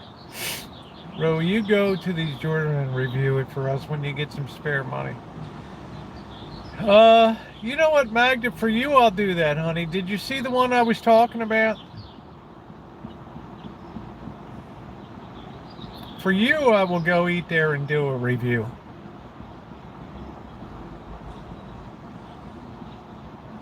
And I might even tell them, you know what? If there's a Georgian beer, let me have it. If you don't have a beer, well, I did Armenian. I already did Armenian in Little Armenia in LA. I already did Armenian food review, but Georgian food, I'd say, is there a Georgian beer? I always like to try beers from different places. With the birds, that's it.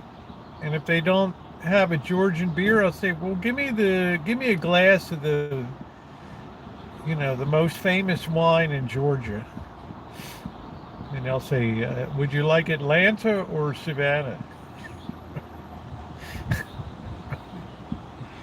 Oh, that's right. I work in a Georgian restaurant on the over on the right wrong area, though. I know Georgia's supposed to be very beautiful with wonderful vineyards, and it's just a different way of doing things. Yeah, I will do that review. The Georgian place looked like wine more than a beer. It does, doesn't it? Uh,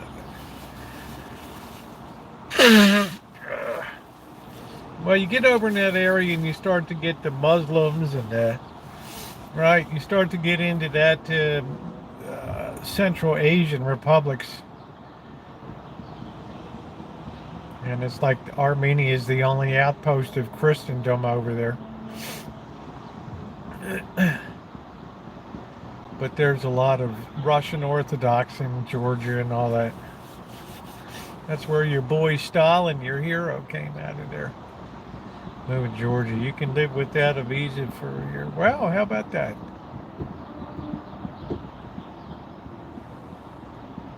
Well, Mario, what would you like me to cook?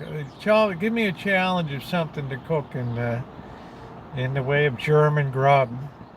I mean, we've had bratwurst and sauerkraut. I mean, right? We're going to start doing a challenge kitchen stadium. I challenge you to make this in kitchen stadium. It can be something that's baked. Yeah, surprise. Okay, Mario, you know what? I'll look it up. I can't promise you it's going to come this week. Maybe a good pork butt roast or something. I don't know.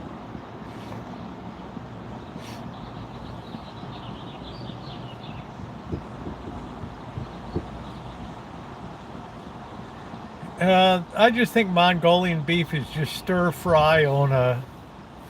Right, I mean, that's all it is. It's just, a flat griddle that they just throw marinated beef on. German apple cake. Wiener Schnitzel. German apple cake. Now let me, Catherine, let me ask you this and talk to me like I'm a fifth grader. Does the German apple cake use applesauce inside, or does it use chunks of apples? Because we will have apples coming in July from our Gravenstein tree, and you're always welcome to come up and haul whatever fruit you want. I know last year you were ill and couldn't make it up. Sliced apples, okay. I've made apple galettes before, which is more French.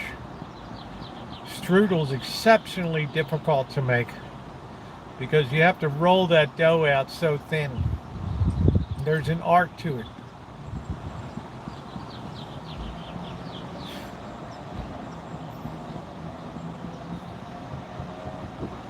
Germans do a lot of good stuff with apples.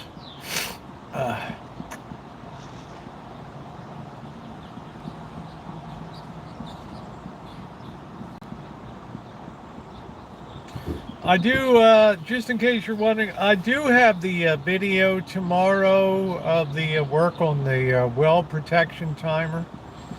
We're going to have to make sure that goes off tonight. That sounds like a good thing to make, Mario, that German apple cake. It sounds like the kind of thing that probably has a dusting of confectioner's sugar on top at the end. Rome green, lemon, cucumbers, yeah. Well, let's trade some stuff, right? I'm going to have tons of peaches and, tomatoes and all kinds of stuff. Catherine, if you have a recipe for a German apple cake, would you be kind enough to just link me that? Catherine always sends me cool photos and stuff.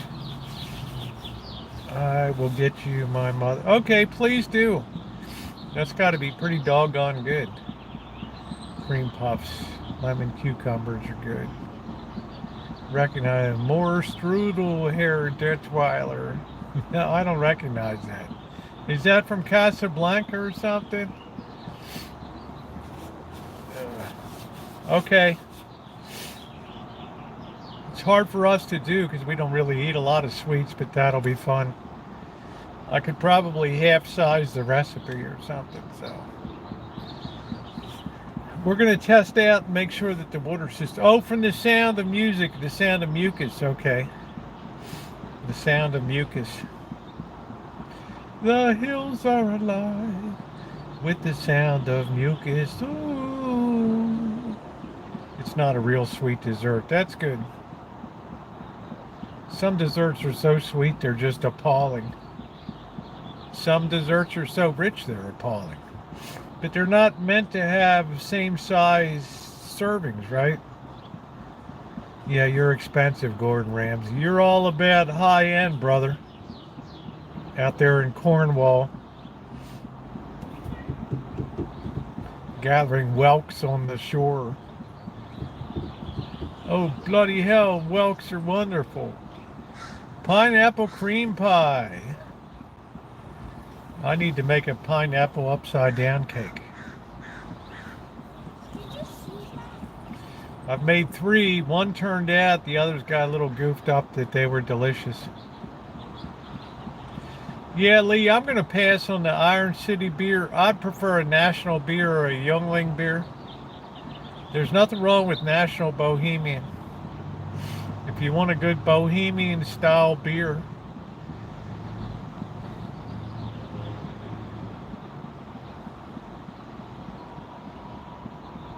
It's like the kid said in Shawshank Redemption. Something makes a guy feel like a man when he's knocking down a couple bottles of suds. A nice Bohemian beer.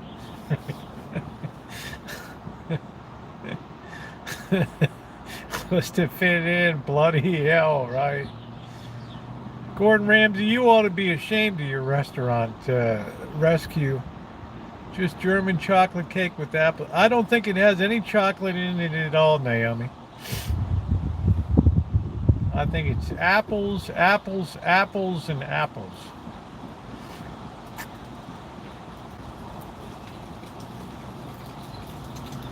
I might make a strawberry galette.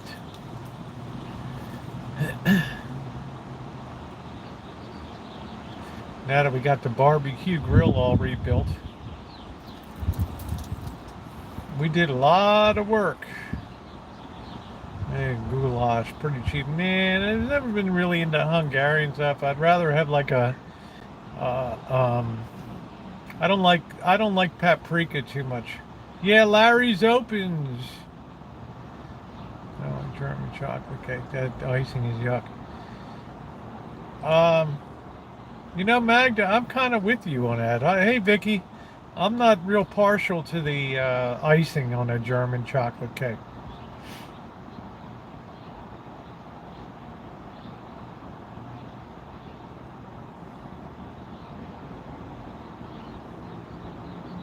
Vicky, are you fully recovered from your broken bone?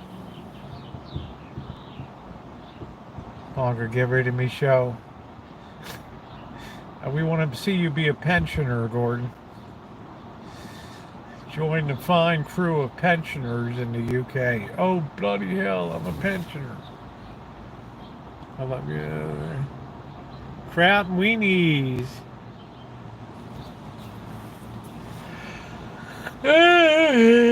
I'm glad, honey, Vicky. Dare you to go live banana Pepsi challenge. I don't even know what the banana Pepsi challenge is. Oh, this boy, I'm not going to be a pensioner. Oh, bloody hell. Gordon Ramsay's not cut out. Jen and the boss love Larry's. They get good produce there.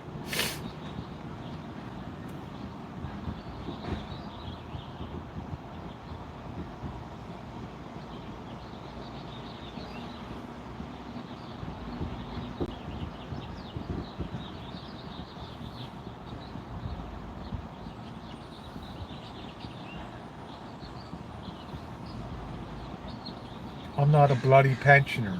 Get it right. Oh, what a great afternoon. Larry's is, I think it's Janet's happy place. Pull your knickers and have a seat. Uh,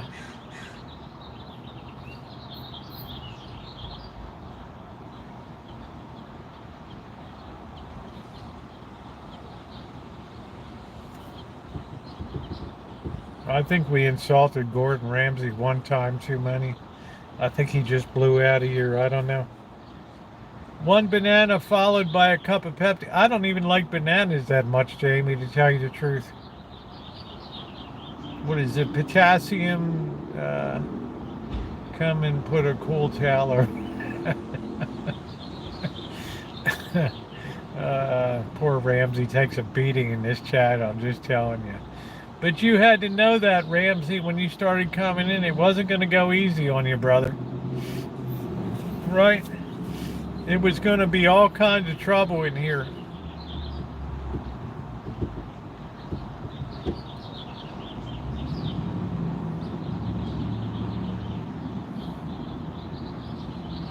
Looked up a plonker. Ever thought about purchasing one of those outdoor? No, because Mario, I make perfect pizza on the barbecue grill. Absolutely perfect. Just use a baking stone. It's perfect. It's wonderful. I don't need to have a dedicated another piece of equipment. I'm trying to get rid of stuff. I make that barbecue be a bake shop and everything. Yeah, have you seen me make pizzas before on it, Mario? The chat will tell you, Ronnie will tell you, Shemaine, they turn out amazingly. Major entertainment within 15 seconds. Yeah, I don't think so.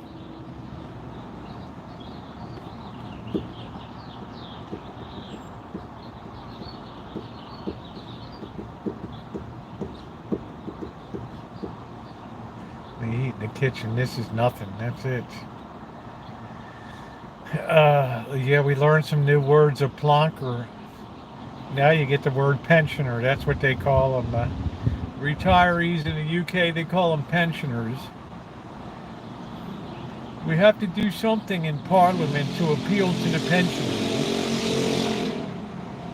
Put Marie Callender's. Yeah, that's Blackbird. Oh, the lemon meringue pie is great.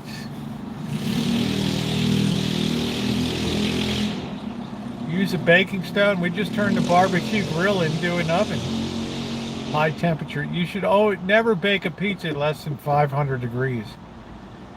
I like to start them at 800 if possible. You want to blast that sucker.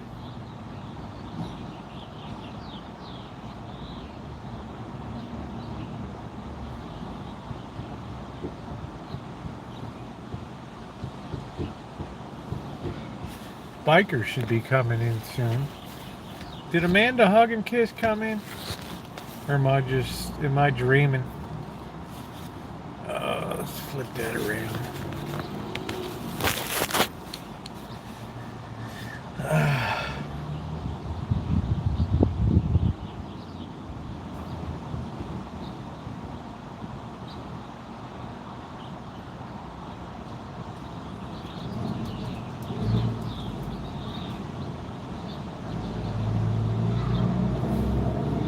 Oh, Cindy, there you are. Well, you haven't seen it. You've been posting too much.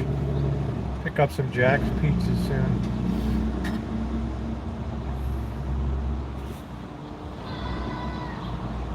The only fast food I do is In-N-Out. And I think my health has been good because of it.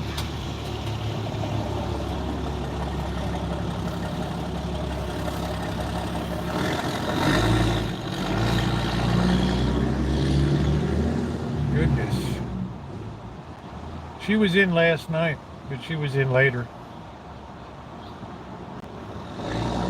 We don't see Cheryl too much anymore. Yeah, there's Cindy. Cindy's digging her job. Cindy's like went white collar on us here. Hey, Peach.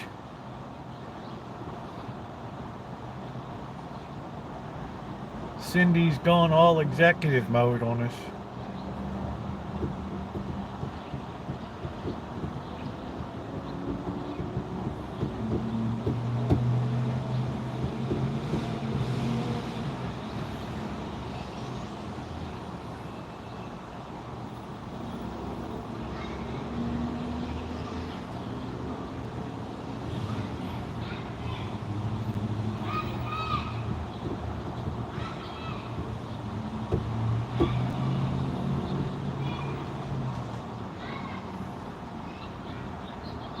don't like freeways. Okay, honey.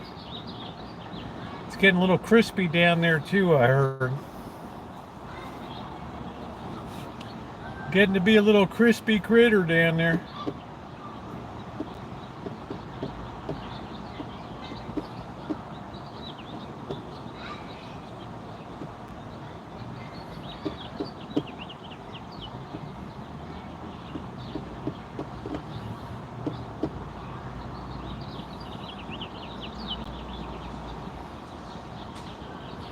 Yo, it's good to see you, Mario. I remember you used to come in. Yeah, they're very aggressive on the road. It ain't gonna get any better, Cindy. That's why I prefer doing surface streets these days. I don't go on the freeways in LA unless it's like 5 a.m. in the morning. Otherwise, I'd rather go across up Western Avenue or cross town on Wilshire Boulevard or something. Yeah, Ronnie, it's been something.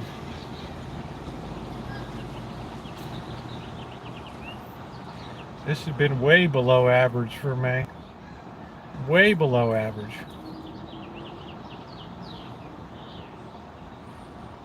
There's a nice Cadillac.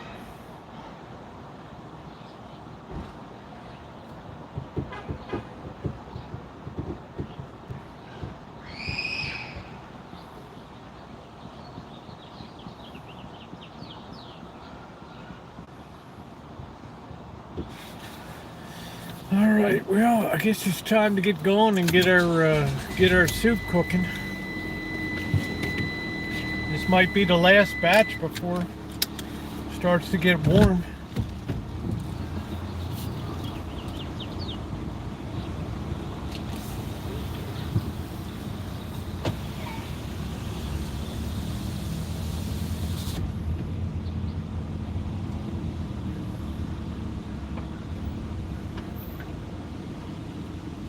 Yeah, it should help. As long as you keep the heat out in the daytime, you get a good head start on keeping things cool. I never really hear anybody complain about electric rates in Phoenix. Arizona public service must be pretty good value there.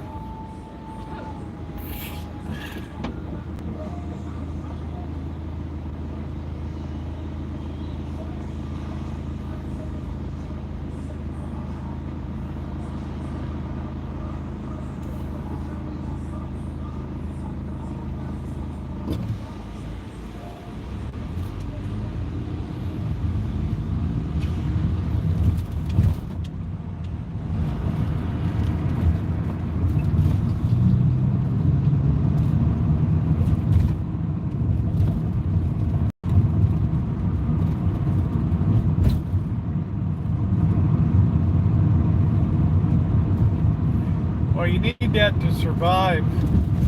I'm worried about Vegas with no AC in the van. That's going to be a hootenanny. Going across the Mojave Desert. We'll just have to suck it up, gird our loins, and go.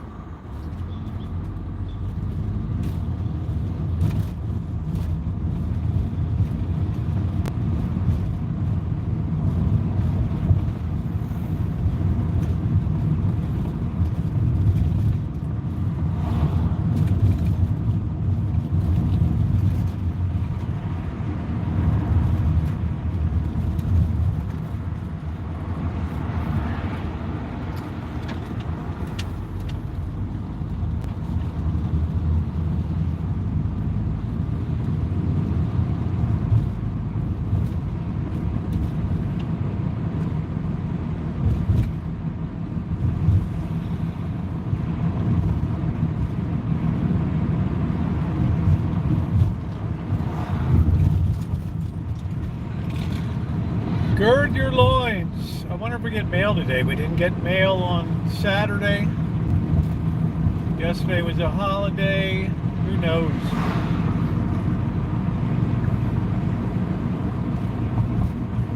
short of mail carriers, they just cut this place off. So this place is not a 7-Eleven anymore. It's fast. What is it called? Fast Fill Market. You can hardly read the sign. The name is so piss poor on the side of the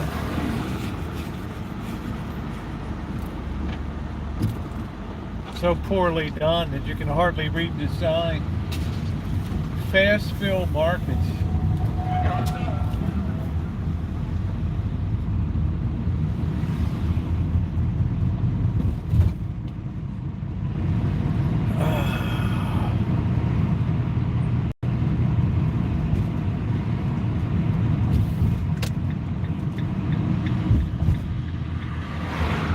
Put the tomorrow's trash day in the hood.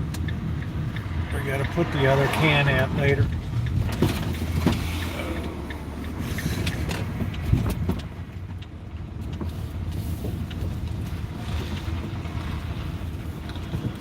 Damn, man.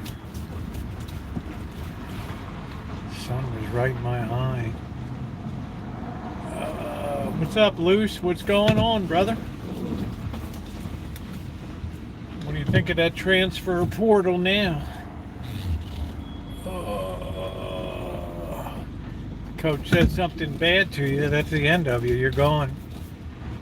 All right. I'm in the transfer portal, man. I'd love to see Colorado get dismembered with good old big mouth Deion Sanders. Let's get you guys set up first. And we'll get Bird's H2O here. Ow. Oh my. Oh.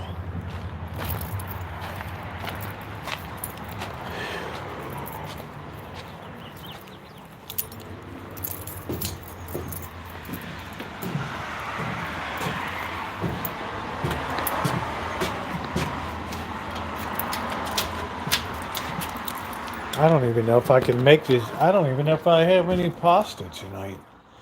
Come to think of it, we might be out of luck. I don't know. I might have to do it tomorrow.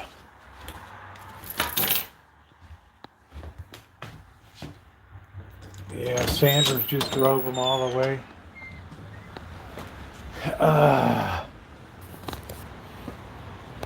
Let me go check the mail.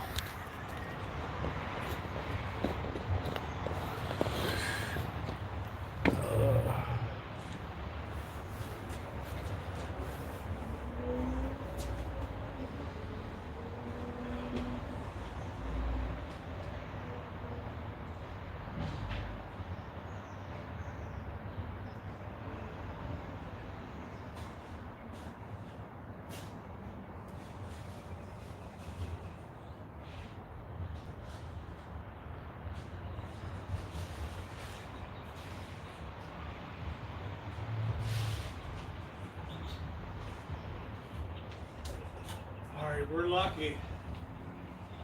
We're lucky. We got some.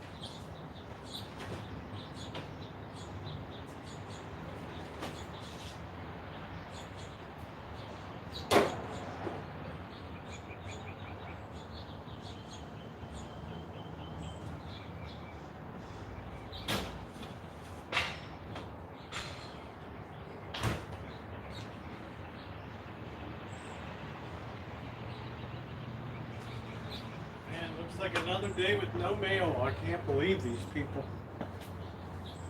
We're just the butt end of the whole operation here. Right. Nice little breeze. Right.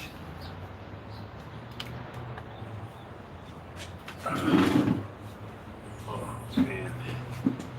Boy, I'm nursing my back tonight. Oh. Nursing that back tonight.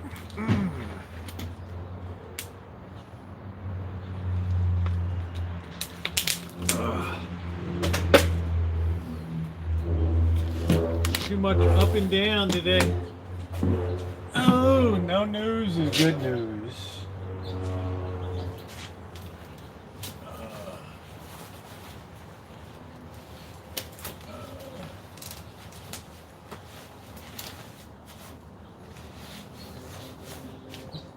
I remember my Chinese father-in-law loved that saying. Mayo shall she, sure, how shall she? Right. He thought that was the funniest thing. Oh, man. Strong gusty winds in an hour, awesome. Oh, my back hurts just up and down too much today, too much work. Dicking around with that water system. Oh, man. Bird's gonna like I got him some water.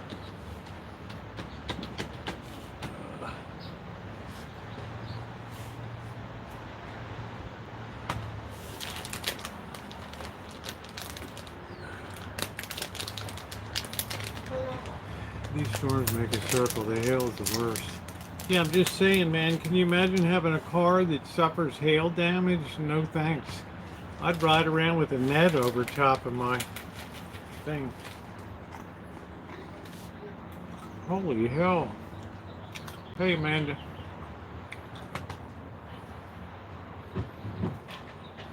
Like, what the hell? Let's see, we got a warning here. Let's see what it says.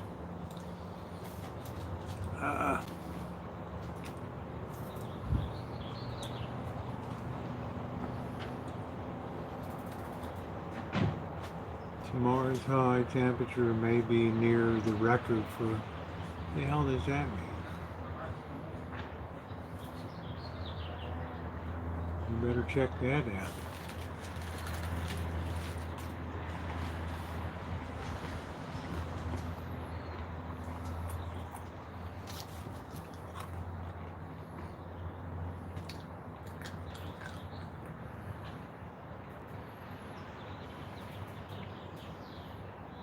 Too much shit on here.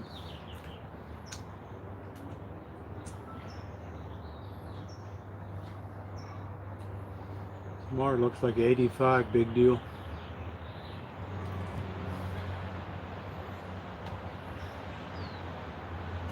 Yeah, I guess, yeah, but what about the hood and everything?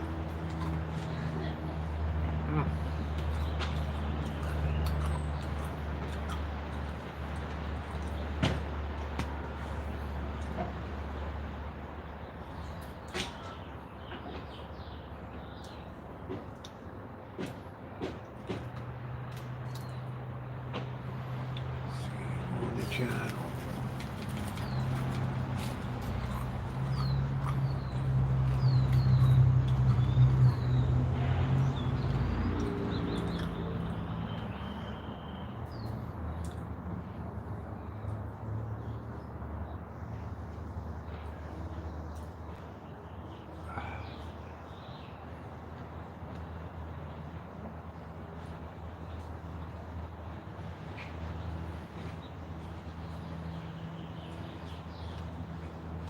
Yeah, so Friday will be our next vertical stream. We haven't had one in a couple weeks.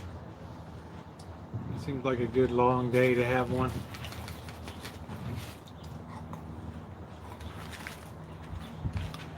Yeah, Jamie, but they had a little bit of a manufacturer's defect. They didn't put the little starter slit very low. My tomatoes are doing great.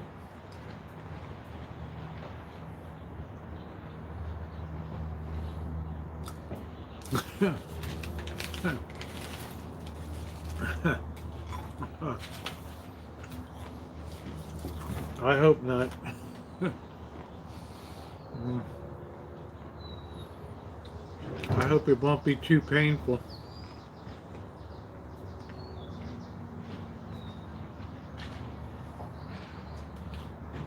I got the water system all squared away. I got a few more tweaks to do. We have the T-poster here. I'm just waiting for the hog wire. Yeah, have me carry around some visible money or a really nice watch. Nice gold chain.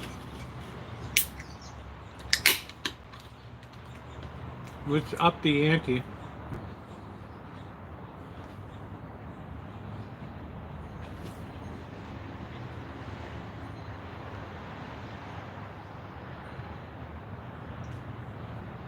Oh, that bush light is good. Whatever you're doing, boys, just keep it up. Keep it up.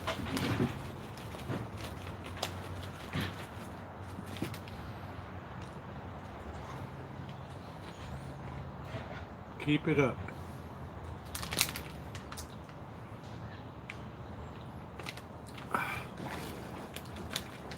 Man, I was starving. We're going to have to see if the new setup works well tonight.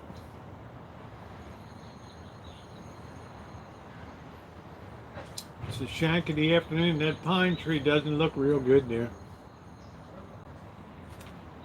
Probably going to be in its way out. Destroyed by hail. Wow, you can really total a car out.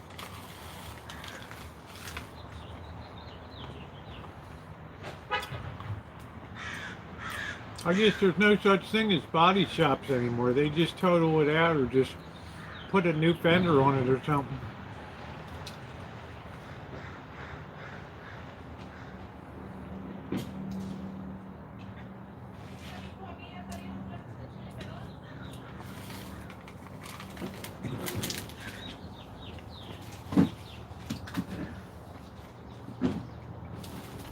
Let me empty this can. Oh, my back, my back, my back.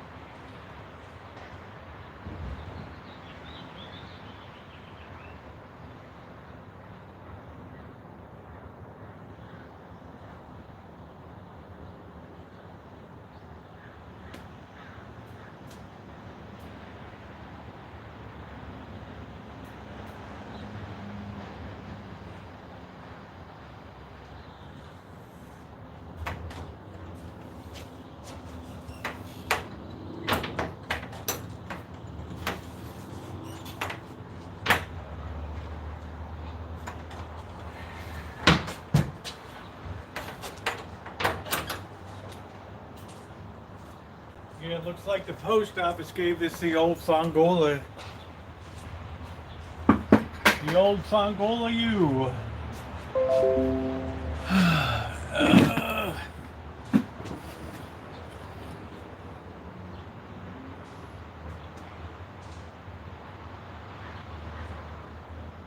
Wow. It's terrible. Imagine having an open lot car dealership. When that shit just comes down and you just sit in the office, just don't even look out the window. Whatever.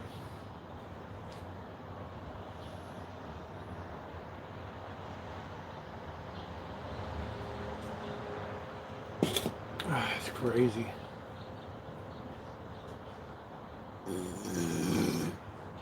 Pardon me. Well, we might as well get the dinner going. Let's get our stuff cut up here. Commence to get going, Gordon Ramsay. Take notes, Gordon. Please take notes.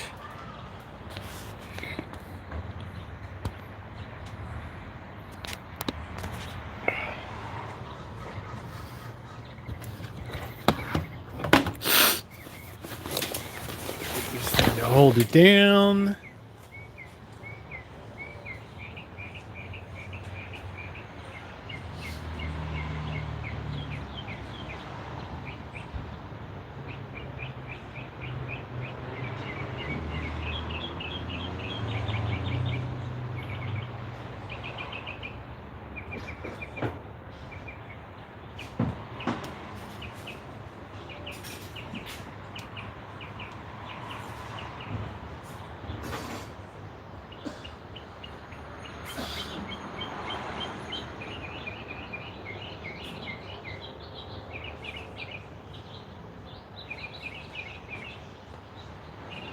It's time we teach Ramsey a thing or two around here.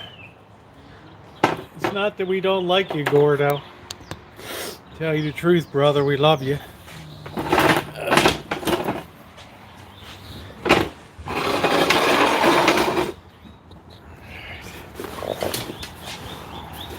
Make sure that baby doesn't go over.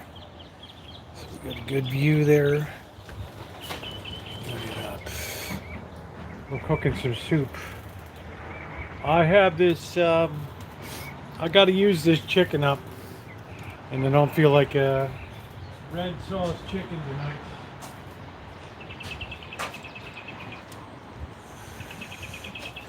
Why is this thing all cocked over?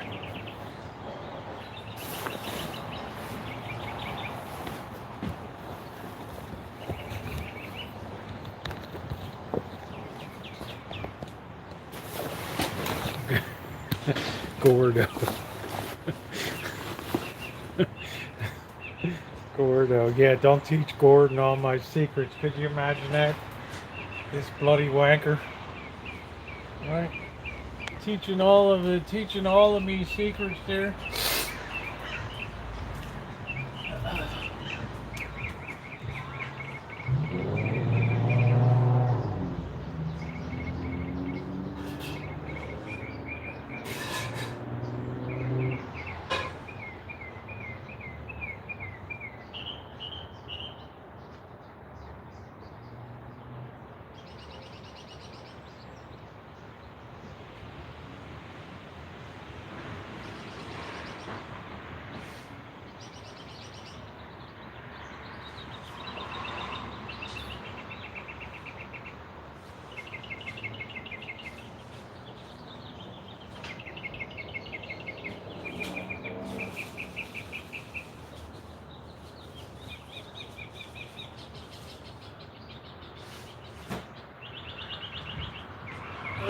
Bloody hell.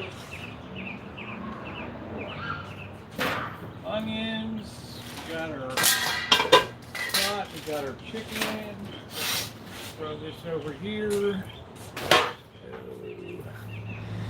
Yes, we're cooking for the esteemed Gordon Ramsay. Food Network fame.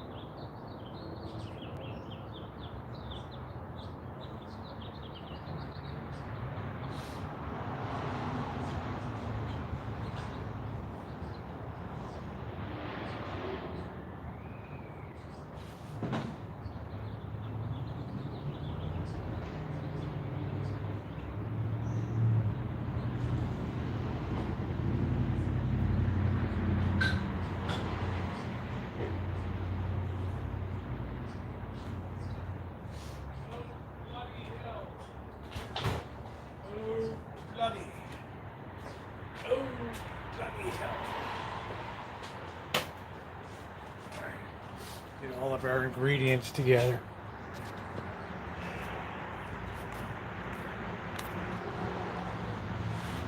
Let's get our cutting board. Get some heat to this first.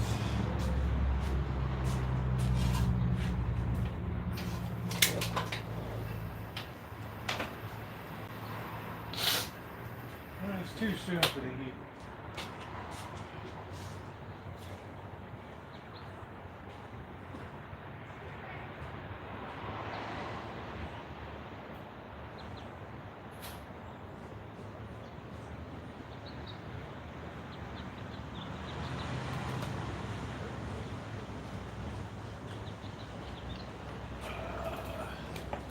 Here comes that wind. Nature's air conditioning. Here it comes. Let's get our onion ready here.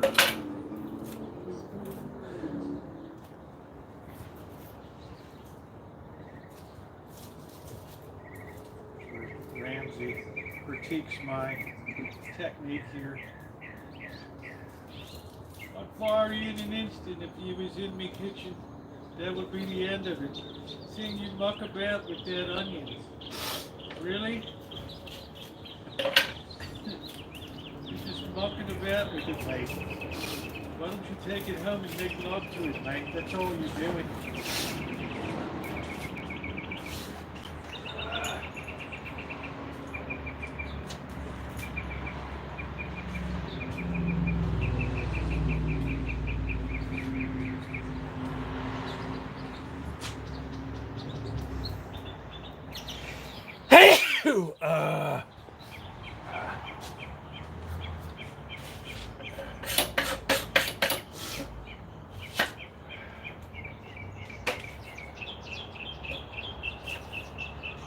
Like, we're still using that bread knife, are we? In my kitchen?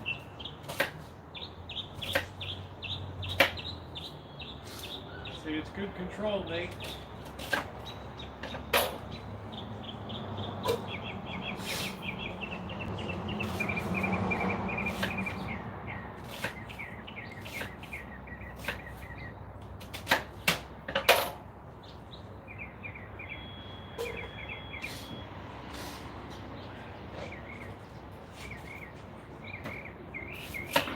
Here's our second onion.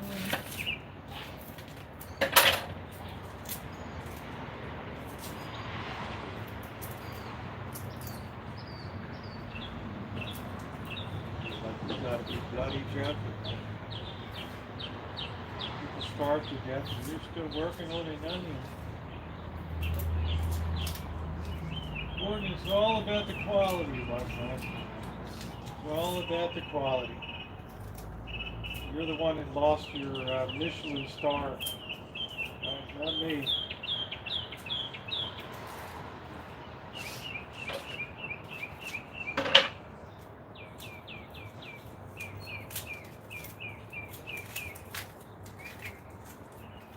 Like I'm bloody seeing red.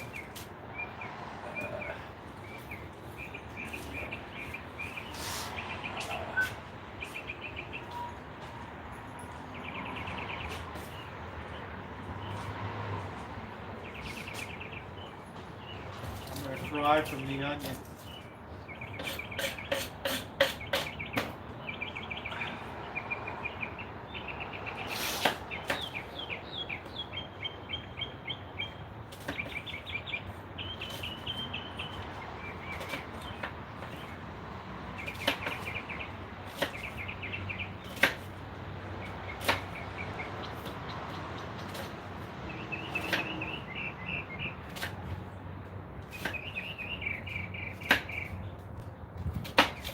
I think white onions have the flavor of the red onion, in my opinion. I don't think so. Let's put a gob of garlic in. Let's put our meat in.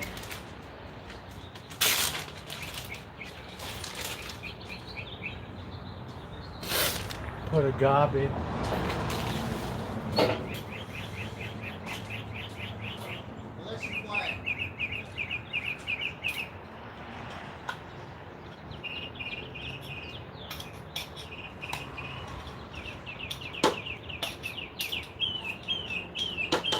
garlic. We've got a long way to go here.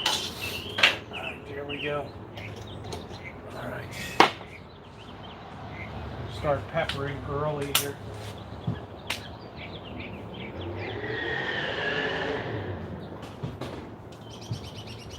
Alright, let's put some fire in the hole.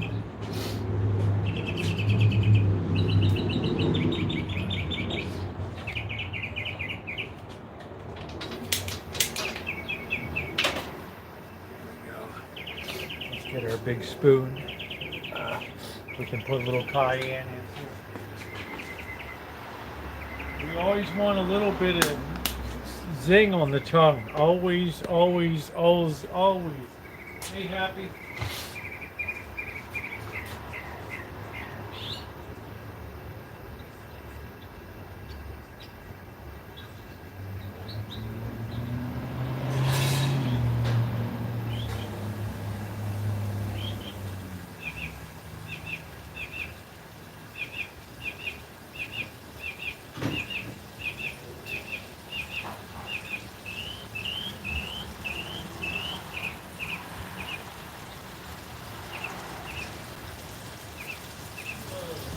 Remember, cook your pasta separately, never together.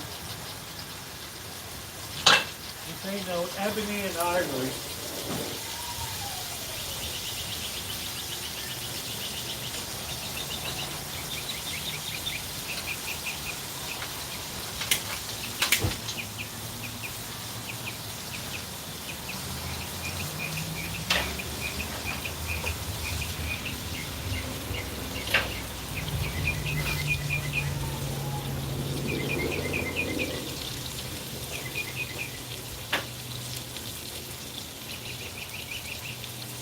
Weird, this one just goes orange flame. I can't figure it out why that is.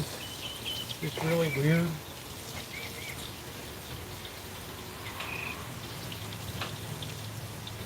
We're going to let it flame to its heart's content.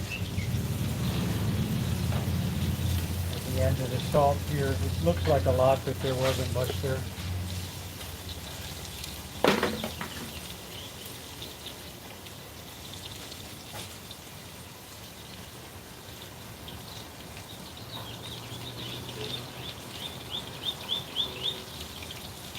Very strange.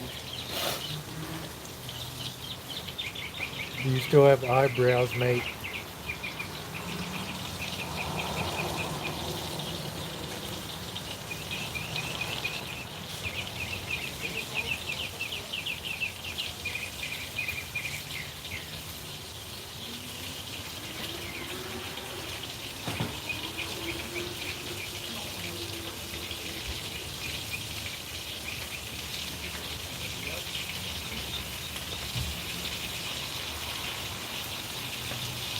Weird. Must be something. I don't know if there's an adjustment that you can make on it though. I don't know. Seems to me it's like a fixed position thing. I'm not sure if you can make it. I'm not sure if you can make an adjustment or not. I don't steal brands. Cooking up some chicken soup tonight. I got to use up this meat. Forgot to throw it in the freezer.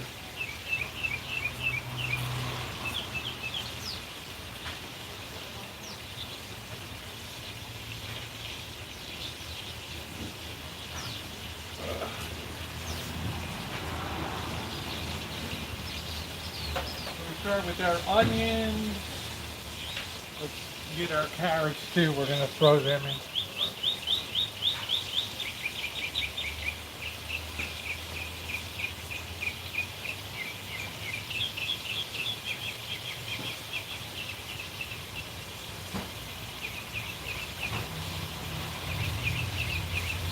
These are small enough you can put these in whole.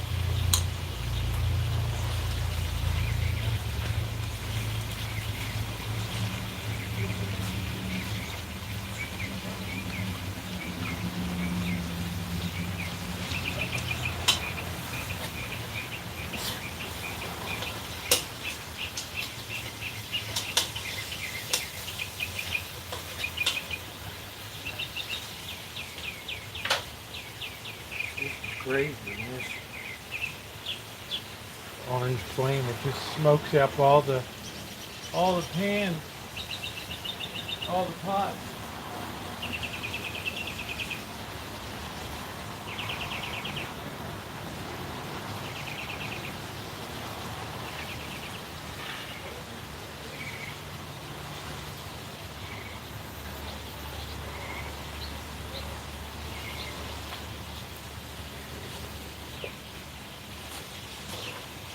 I'm getting the chicken good and browned up, that way it's easier to cut.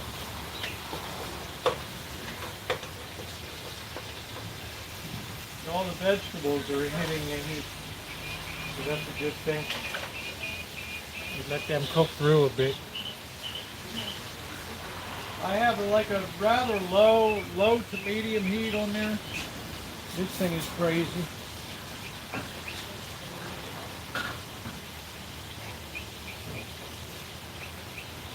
I think the wind is going to come in.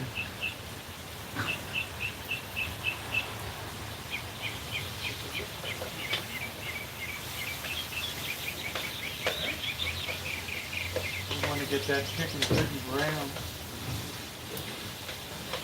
That way it's much easier to cut. All right.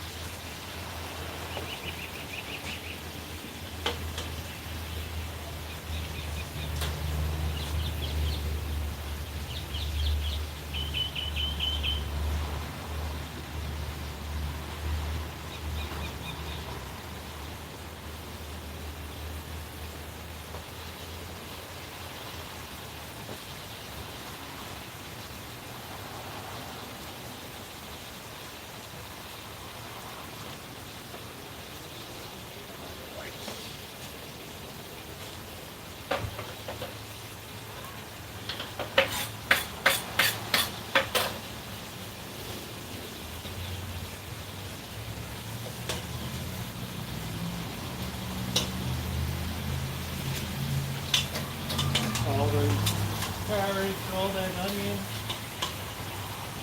all that goodness worked down there.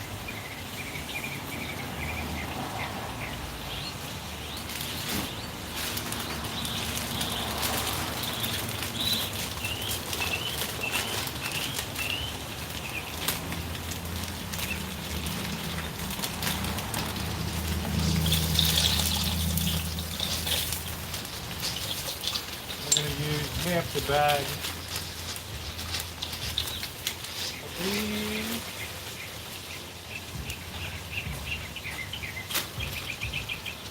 Never cook your pasta in the soup. Alright. Big mistake.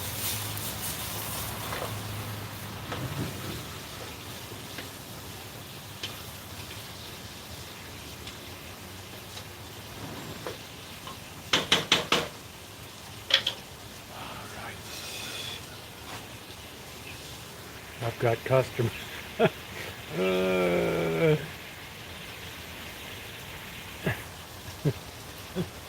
must be new to me.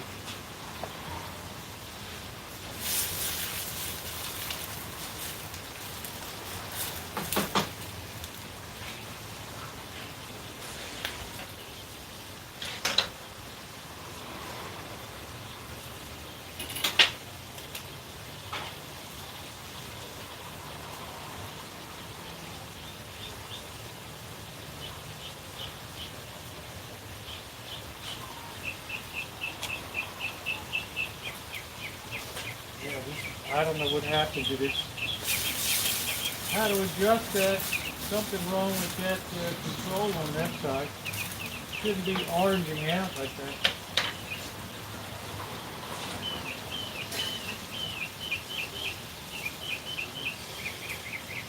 By searing this chicken, it gets also extra good flavor on it too.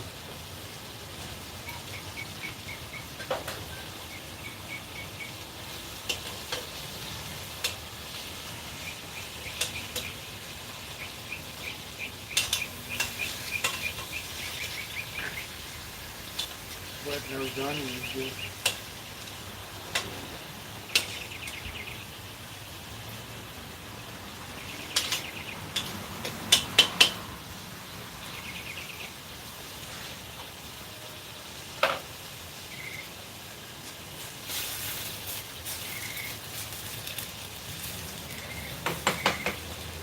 We want this pasta to be slightly al dente, so it absorbs some of the chicken broth.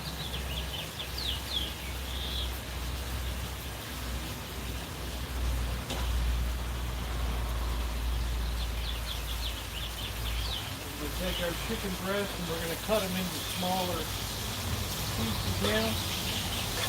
I'm going to turn this real low.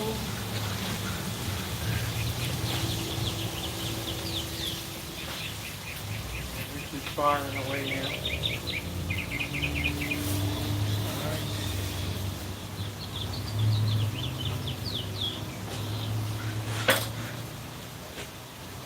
3 cuts down the lengthwise.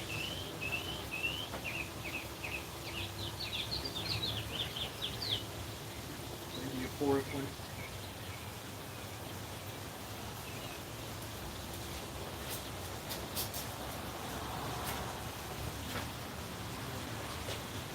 Chop that up real good. Small piece.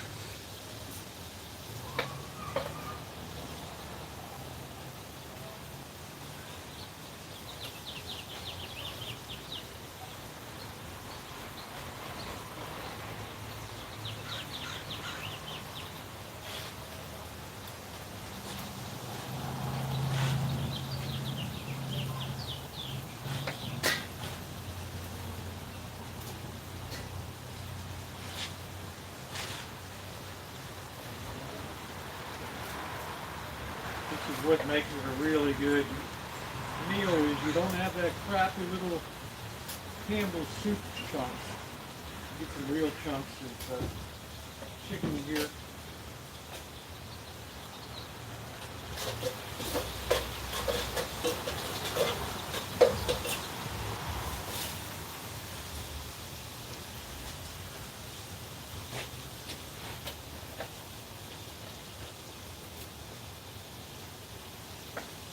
Soup, they don't give you anything.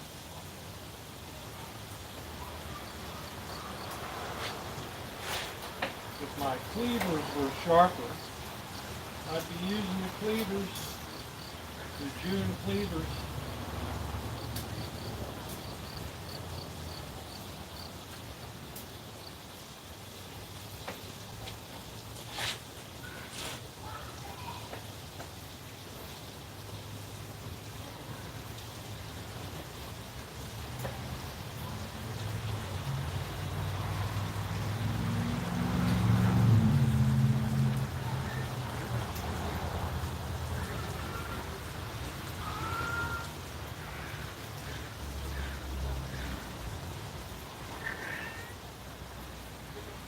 No fighting down there, boys.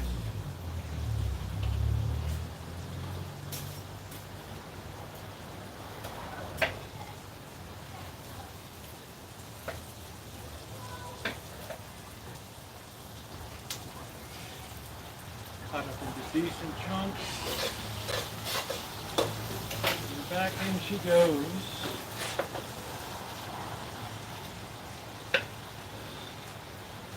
Get all those juices into. Back in she goes.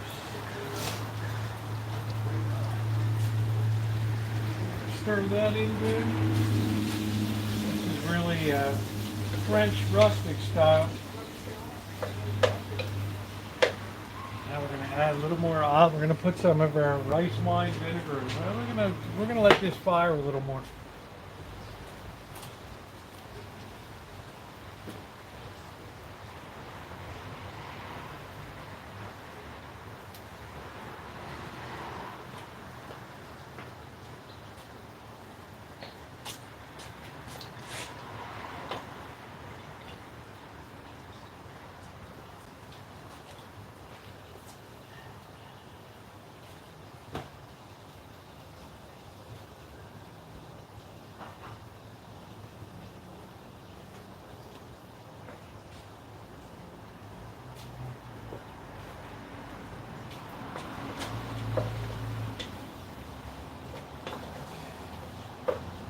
that to cook real good. We're going to put a little more heat to it.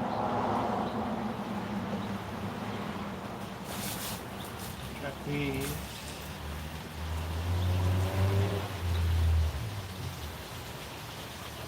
Got a ways to go.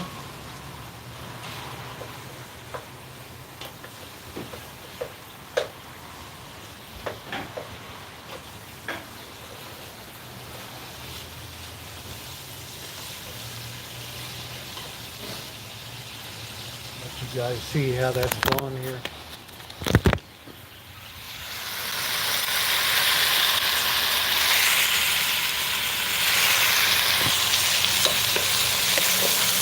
All the onions is really nicely caramelized now. The carrots are starting to soften. That's exactly what you want to see. And the meat's all going to cook through now. You don't want to poison anybody. This ain't Gordon Ramsay's kitchen. Chicken pasta.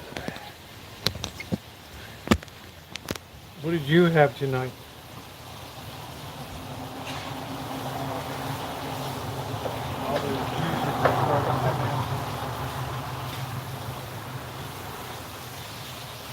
You don't want to rush this part of it. Yeah, always add oil to the water. Yep. You need to have a little bit of sodium in there. Another minute, that'll be ready to go.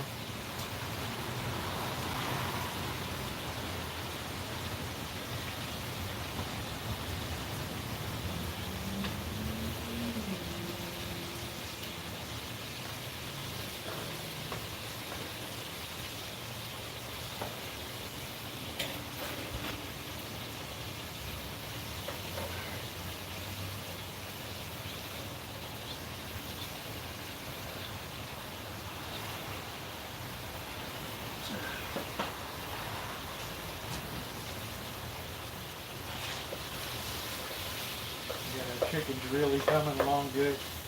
I'm making sure all the pieces get cooked. Even though it's going to be in that hot broth, you still want to make sure all that chicken is really nicely done. It's the point now we can add our flavor deepener here.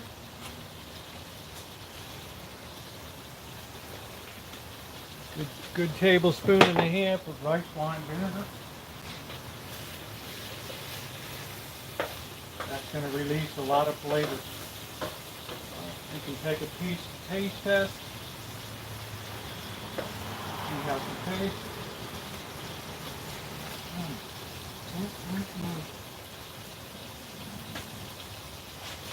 Delicious. This time we're going to add a little spike of Worcestershire sauce.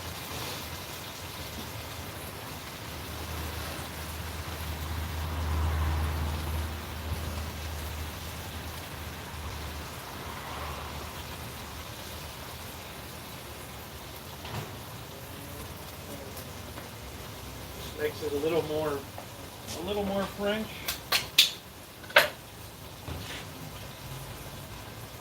A tablespoon of that.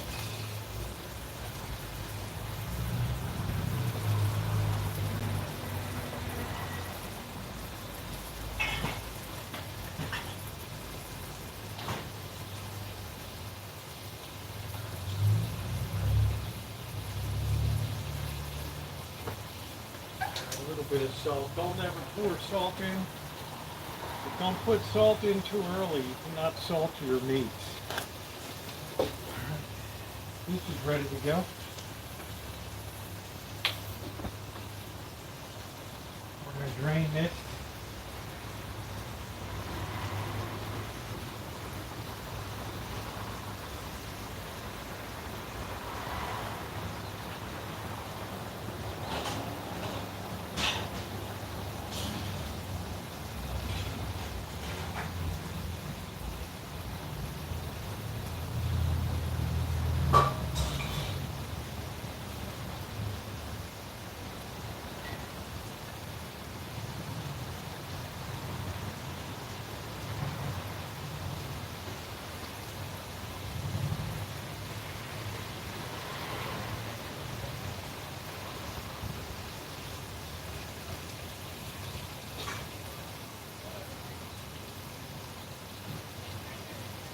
make sure to put cold water on your pot to stop that cooking. We want that to be al dente there. All right, to still absorb that chicken flavor.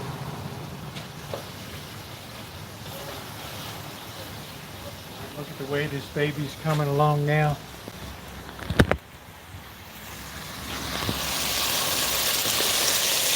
It's looking like a really nice rustic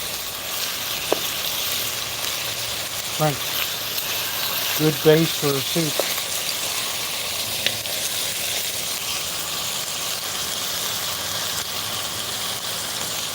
Oh, that's exactly. Now all that chicken is cooked. There ain't no doubt about it. That chicken is cooked.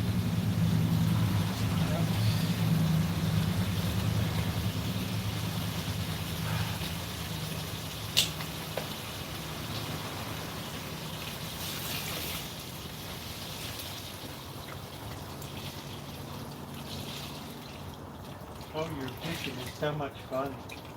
I know. See how Ramsey ducked out of here? All right, he couldn't take the heat. He couldn't take the bloody heat. All right, take care, Shimei. Thanks for coming in.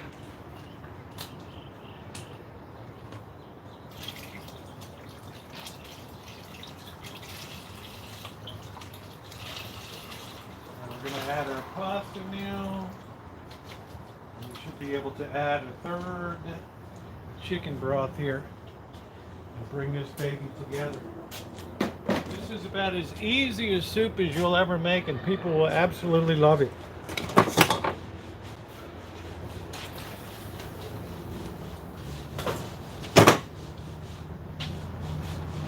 Bring that all together now. We got our shells in there.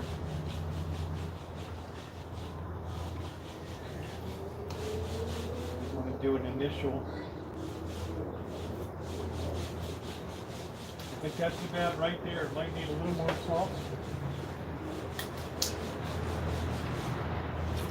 got a little nice bang to it from the cayenne too.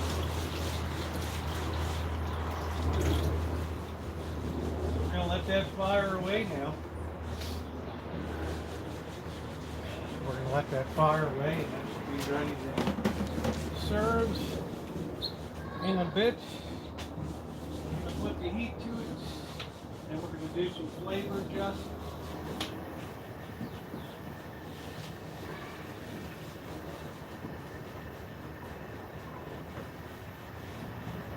It's a good looking soup right there.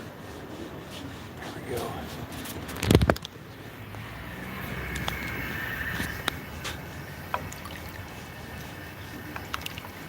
And as that cooks, that's going to deepen,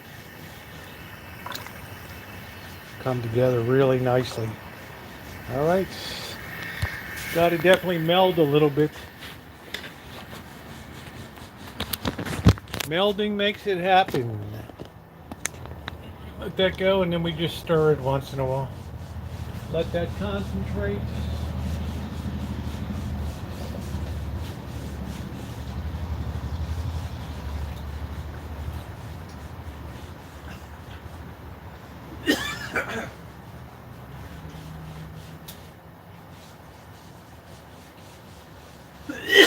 That is bang on. All right.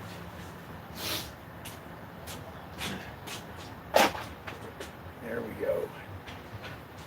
So we're going to let that go a bit now. Put the heat to it a little bit.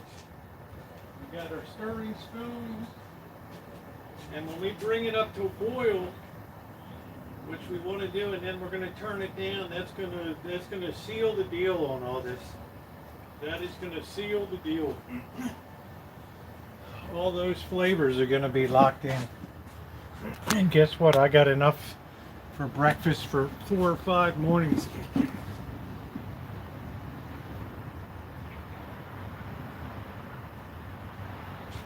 What a joy. All right, there we go. That's it. That's the way we do it. Did you see? Did you see Ramsey bail?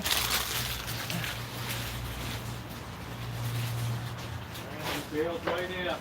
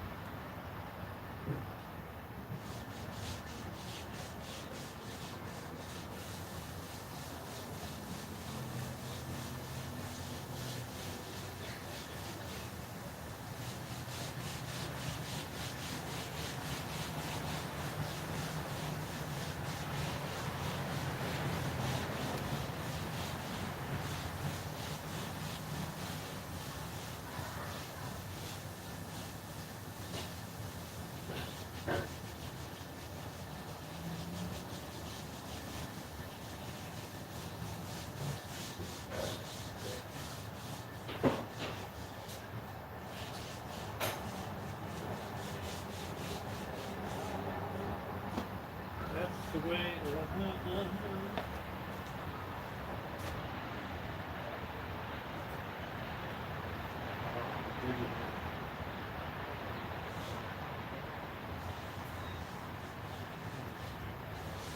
That is so freaking good.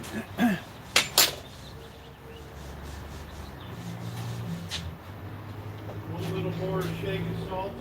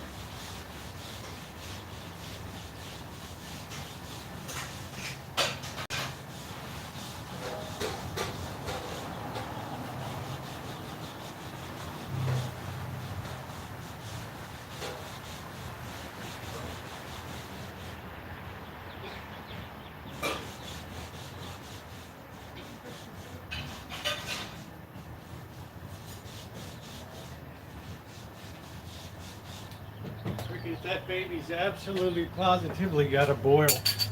All right. Why don't we smell gas?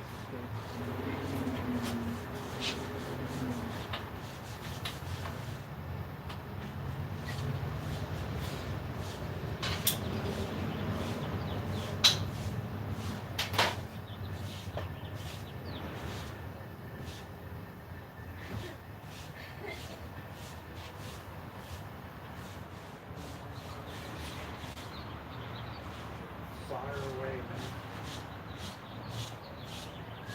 I am happy. Wasn't that hard to make. We're going to see if the water system kicks on.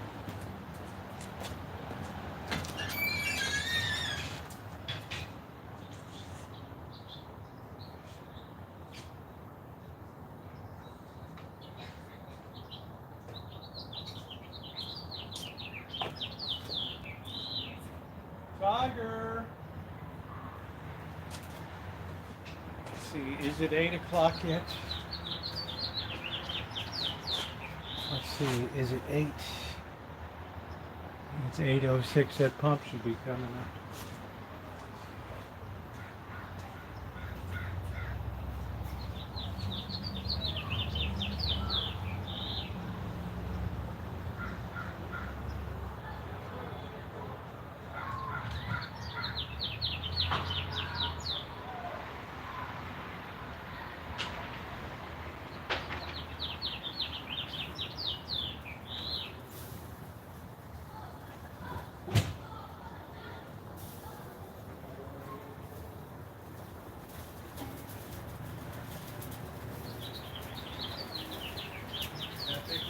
Success, ladies and gentlemen. Let's make sure the sprinklers are on out front.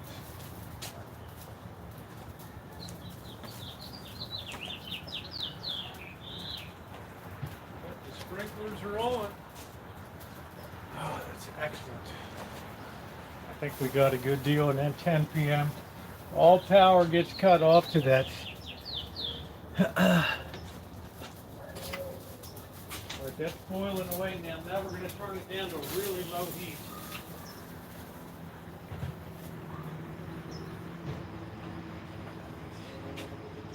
And that's going to seal the deal here. That looks doggone delicious.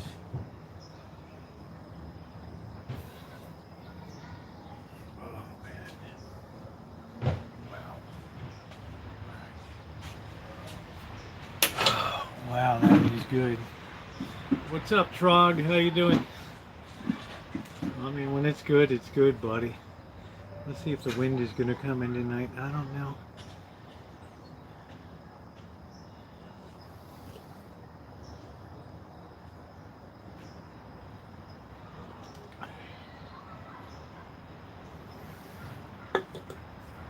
Winds in 1 hour. Strong gusty. I haven't seen it yet.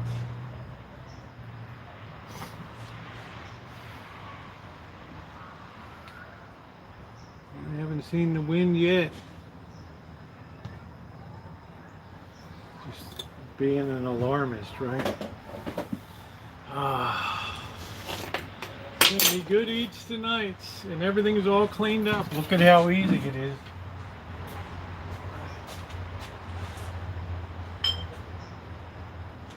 So easy.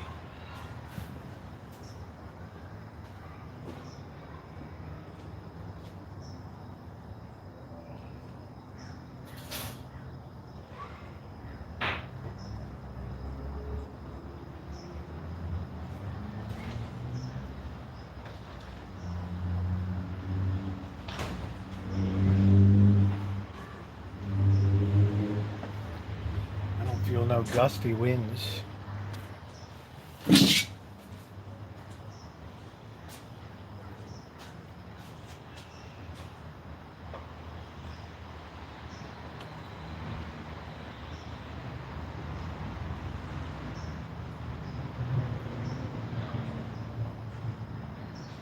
won't be much longer. We're going to be able to eat the soup. It's going to make us too hot. Too hot. You better stay out of there, Tiger. Don't go in the workshop.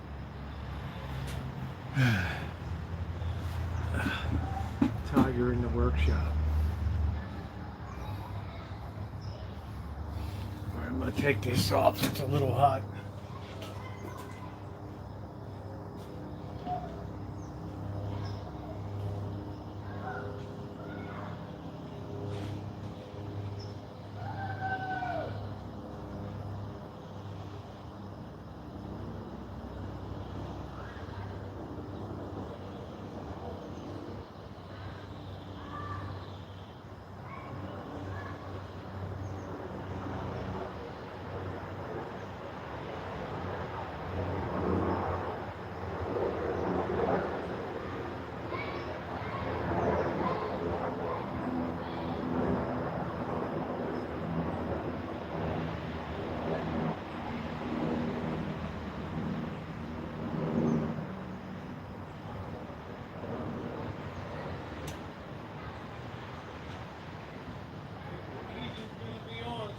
Tomorrow, the heat is gonna be on.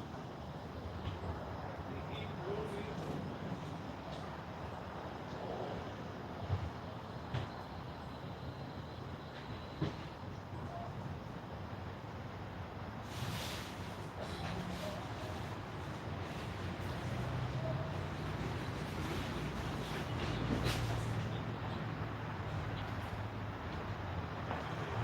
There's baby socks.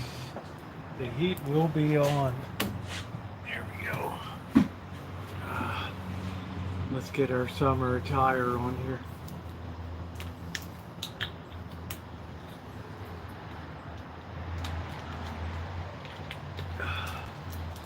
They said the wind's supposed to come, and I don't see any wind. Do you guys see any wind? I don't see any wind. I don't see any wind.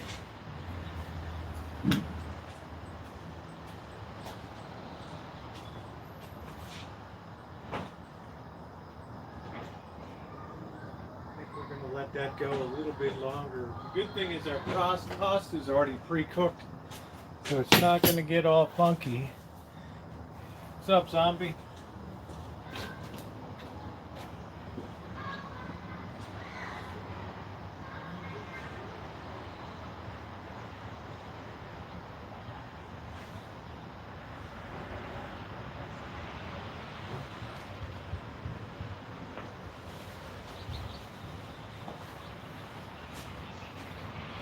Go a little longer. Yeah, we're not going to be able to have soup much longer. Well, sometimes it's cool in the morning, but it makes it a lot easier if you make something for about maybe $10 for that, and you have that for 5 meals. You're doing pretty doggone good. You're doing pretty good. Thank you. I haven't been to the Boyle, but I've been to the Isleton. Blackbird, I have something for you. You gonna sleep all day, dude? Not feeling good myself. Oh shit, I got something for you. Oh really? Yeah, I don't know if I drank too much or just sometimes it's my thing. Oh, awesome, Rosie. I know you can't carry it on your bike. Yeah, thank you. So I thought I would do a little Good Samaritan for you today. There you go, buddy. Oh, that's wonderful, Yep. Rosie. Thank you. Yeah, I didn't like you paying $3 for a bottle of water, so screw that. That's $4 at that one. All you have to do is say, Rosie, you're going shopping Friday night. Could you pick me up a thing? Okay. All right. All right. I hope you feel better. Thank you, Rosie. I've been, if you look up a video I did in 2013 in June called the Isleton Crawdad, ISLETO, and Isleton Crawdad Festival. You'll be able to see way back 11 years ago when we went to the Crawdad Festival near Sacramento in Delta Country.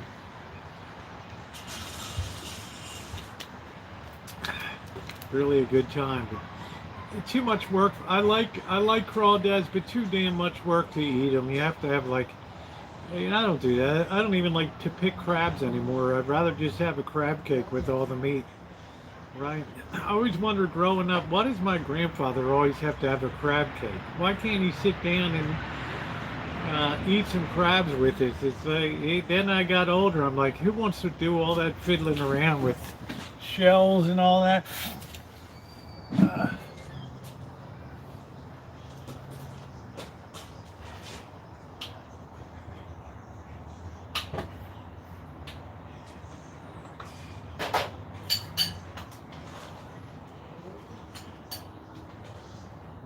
One, 2, 3 scoops, and then we go for the carrots, and we go for the juice.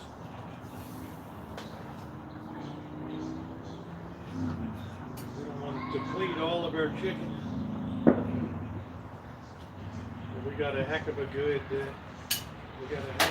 dinner right there. That's what I'm talking about. All right. There it is. Delicious. That's the way to do it.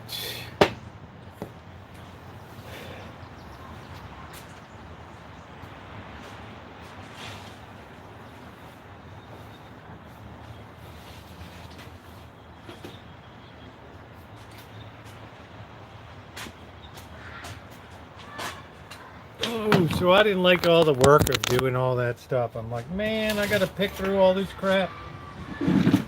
People are sucking the Haley.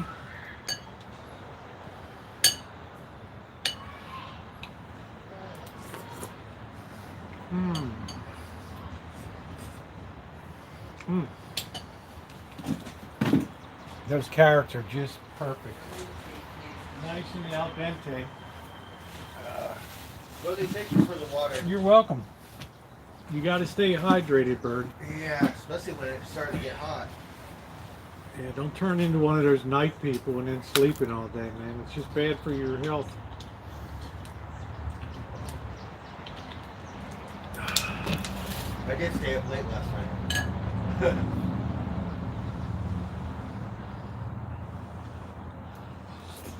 just about as pretty in there too. Mm-mm. There's something to eat.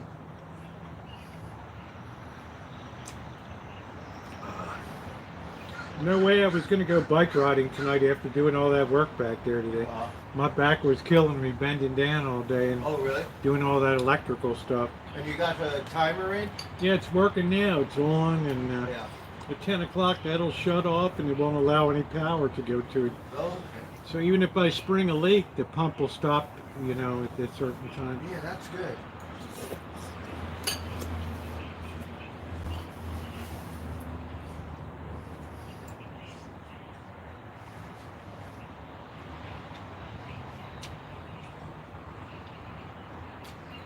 Right, because PG&E is expensive, and also I hate to lose the water out of the well. How long do you think it was broken? It hasn't worked right for a couple of years. I know, but the break that was there. Because I haven't heard it. Usually I can I hear haven't turned it on yet this year because I didn't have confidence in it.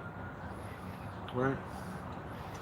So now it only runs from 8 to 10 p.m. and then there's no power to the pump. So Well, okay. even if it breaks a line, it doesn't matter. It's not going to keep Well, that was pumping. good. You put that outlet too. Yeah. Yeah, And you did now a I good have job. some, I like the way. yeah, I got some power. I got an extra place to get some power out in the orchard too, so that's a Yeah. good thing. I use chicken broth, zombie. I don't fool around with all the bones and doing my own chicken broth and all that. I'm not that heroic. I let somebody else do the work.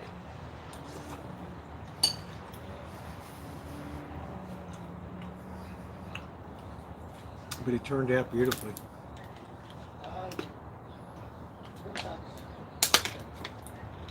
Yeah, you're gonna go broke if you have to pay $3 for a water. I mean, that's insane. Plus, these guys are pirates up here. I don't even go there anymore. They everything went up. Yeah. Since number 7-Eleven. I go down on Corby now to that one. Yeah. Coffee tastes better. They're better people. It's a really well-run store. The coffee's hot when I go in. It's nice. So it's just like a neighborhood over there, huh? Yeah, this. This one had more of the homeless. Yeah, just. I'm glad to be down. This is more neighborhood down there. But I think they cleaned it up because at 7-Eleven they would let them in and they had rule. Now I see they kick them out and stuff. Like before, it was like anyone could come in and they were all friends and stuff. Well, all the homeless were taking showers in the bathroom and spraying, and the guy's like, I got to clean all that up. They're crapping on the floor, you know. I went in Safeway. Oh my God, it was bad. Yeah, picking crabs is good for like the first 3 or 4 crabs, and then it gets tiresome. Like I said, Liam, I used to wonder why my grandfather never sat down and liked to get the mallet and crack the crabs. And I get older now, I appreciate it.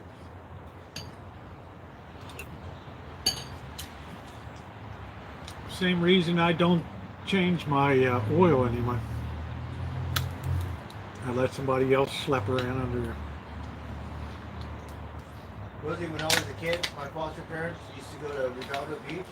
Oh, I love that place down And there there. was all kinds of crabs on the rocks. Yeah, Crabs. beautiful place. Well, I was a kid. I was Yeah. Was that big plant, was that big power or whatever that thing there when you were a kid, that big thing on the... I don't remember that thing. I remember it later. Yeah. You remember going by all the Chevron, Huntington Beach had one. yeah, going past all the Chevron refinery to go down to El Segundo down there and all that in that area. Yeah, also got it. I like Manhattan Restaurant Beach. Boulevard. You know, what was it? It was Sepulveda? No, not Sepulveda. What was the thing? The street. I like to go to Manhattan Beach and all the really richies up on I like Manhattan Beach. That's a nice community. It And they're feels like- rich, but they're nice to me. They don't treat me like a... It you know. feels like a beach community. Like a nice beach community. Some places I go to, people you can tell people kind of look down on you, you know, because you ain't got a lot of money because you got a van or something. And Yeah. they're looking at you like, when in the hell are you leaving? You're not going to stay here tonight, are you? You just need a surf sticker.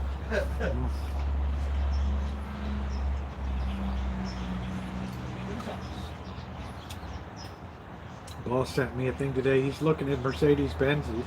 Oh yeah. They're nice cars. Like, wow, you know, he's got that nice Subaru Forester, so I don't know, you know. Oh yeah. Really nice.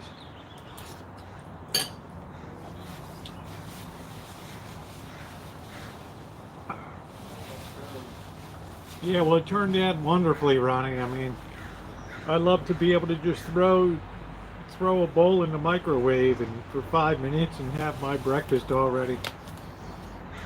Can't do it in summertime because it gets too warm. They said it's supposed to be windy, but I don't see any wind coming in. Yeah, still.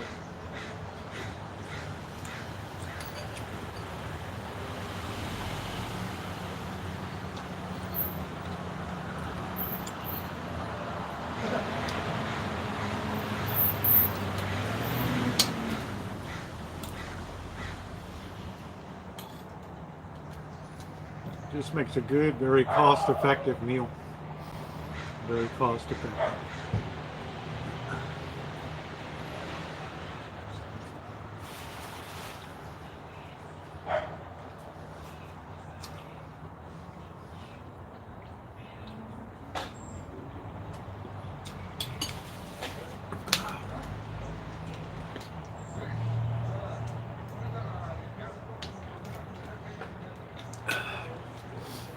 Yeah, clam digging. Now people get in trouble. And where was that woman went clam digging and she had like an $88,000 fine or something crazy? You see that story?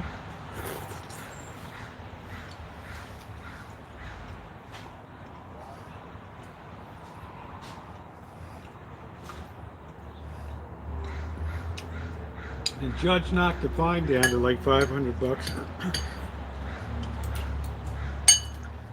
That had to be in California.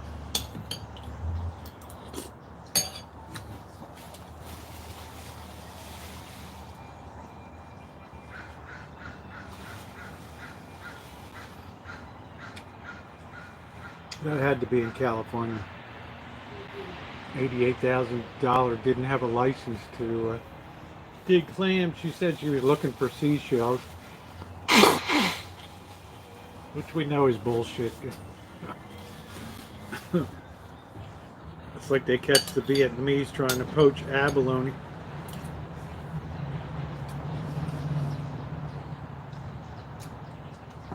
I used to do that shit in Hawaii all the time.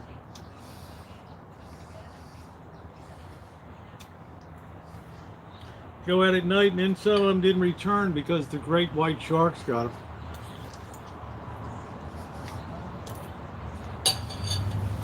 Tiger sharks.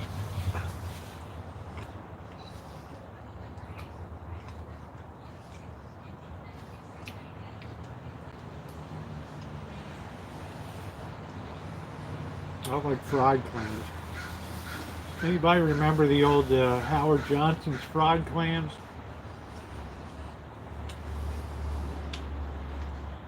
Lee, do you remember Maryland House on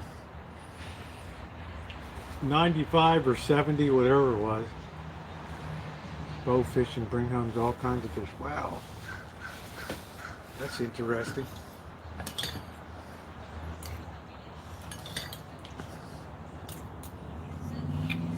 Hey, Joni.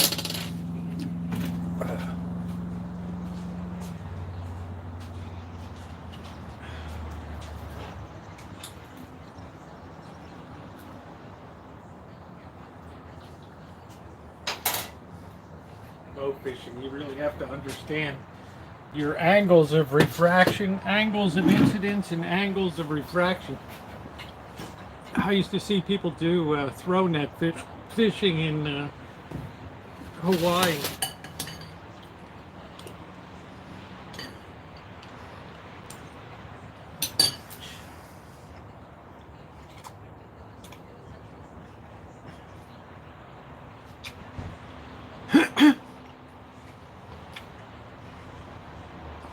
Maryland House on 95, yeah. Used to be the Howard Johnsons.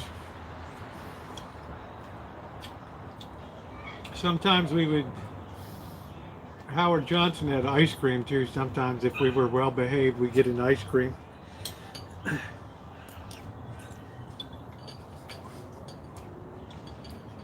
Which was rare. Like when you have 9 people in the car, it ain't gonna happen.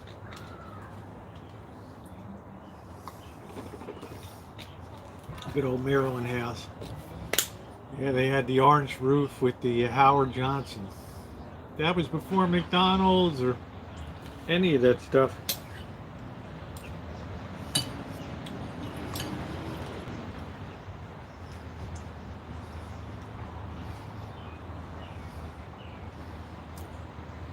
That was legendary up there.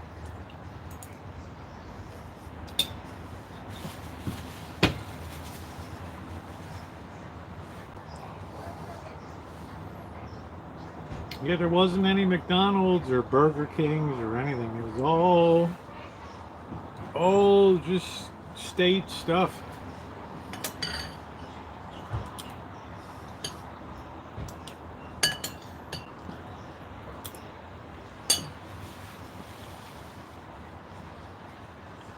That's great, Lee. I'd be crabbing if I were you, throwing those crab traps in. But you really get the good crabs late in the season when nobody cares about them anymore. Everybody's tired of crabs. Then you get the best prices and you get the fattest crabs. Weren't you the one who told me Bo Brooks used to sell all the crabs that didn't have any meat in them, right?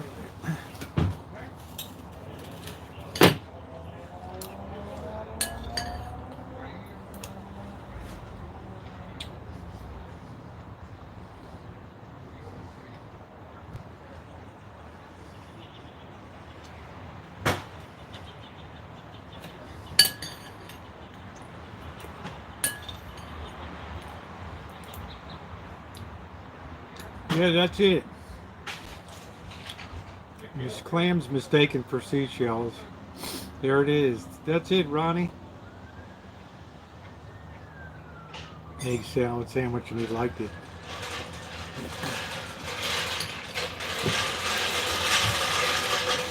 Yeah, Hojo's.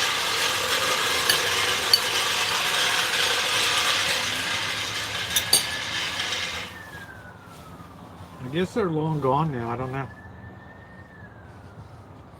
I haven't seen an orange roof Howard Johnson in years. Years. Anybody know if they're still around?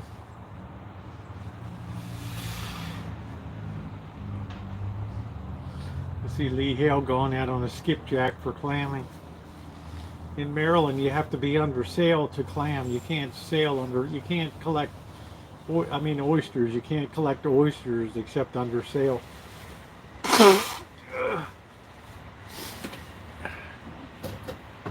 So you have to be able to handle a skipjack.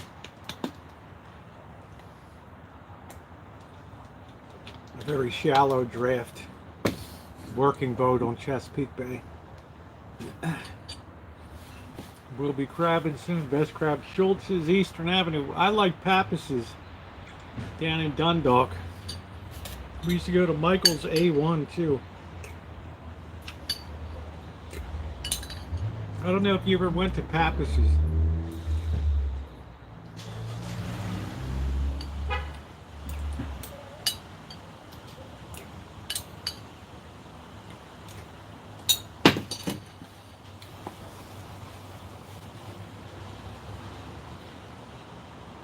Yeah, Pappas's is down in Dundalk somewhere. That's where I had my first cold youngling draft, which was good. Really good. Really good. Man, I can't believe Schultz's is still around.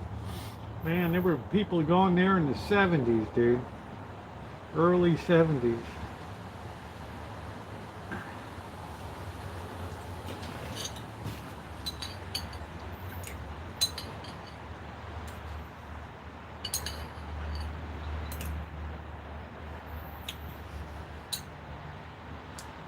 Fairfield, where the Cattleman's is now. Okay.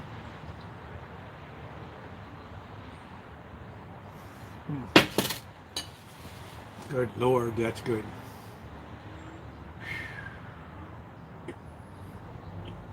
Yes, they all good, very competitive businesses. Yeah. Yeah, try Pappas's sometime.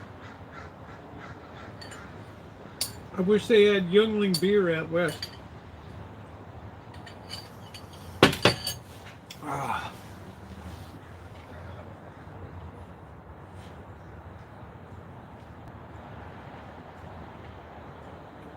Oh man, that's good.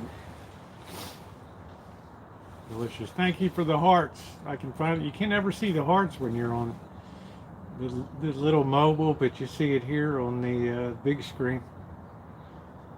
I don't think it's 69 degrees right now, is it? Thank you. Thank you for the hearts. That looks good. That looks good. We have to build a drying rack for tomatoes.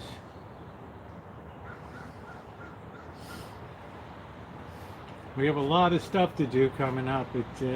It begins tomorrow with the video on, hey Dave, how you doing, with the video on building in protection against a runaway well pump.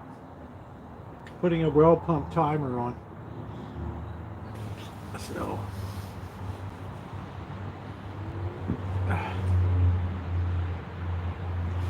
Smoking I don't really like too much. It just gives too much smoke to it. Too much, you know, overpowers the natural, to me, the natural flavors. Unless it's a long, slow cure.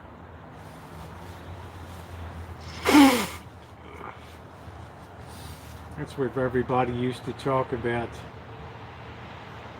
Smithfield ham. It's like you couldn't even eat that stuff, dude. You had to soak that in salt water, in fresh water, like 5 days in a row. No thanks. That thing was like pouring a salt container up to your mouth and just taking a hit. Yeah, that ain't gonna happen.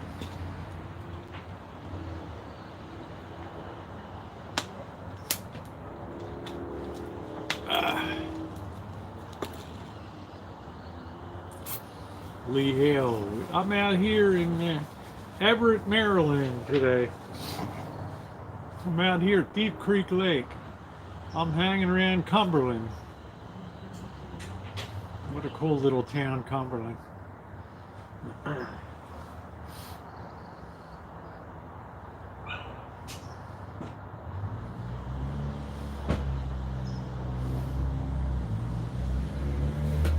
me put dish my soup up.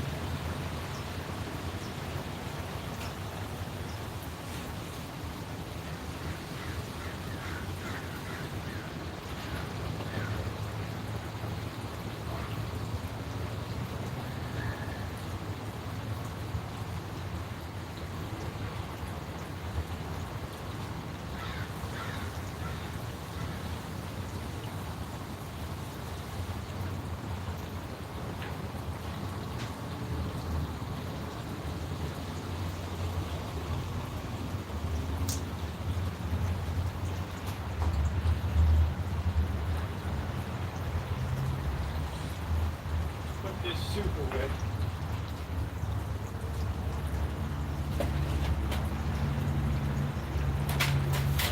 Here comes the green.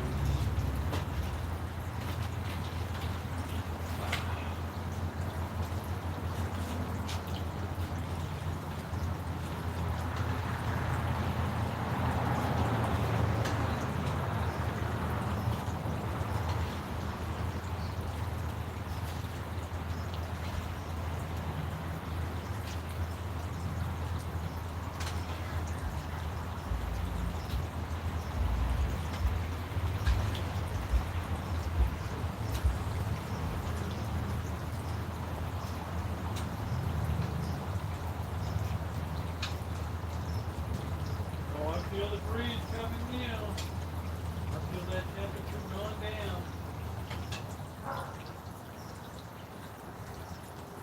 Yes, sir, we was.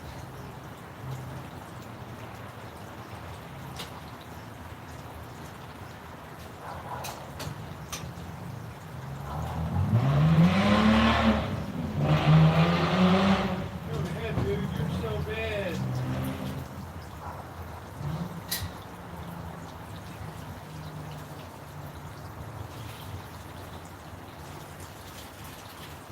Such a bad ass. Oh, we lost a good piece of chicken there. That's criminal.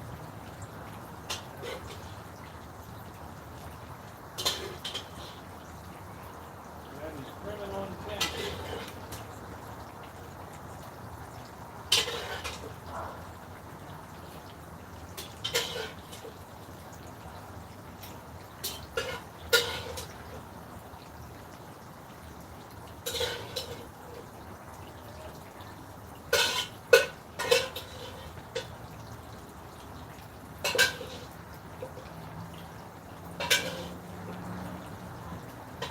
That's the way we do it. This is how we do it. Ooh, ooh. This is how we do it. And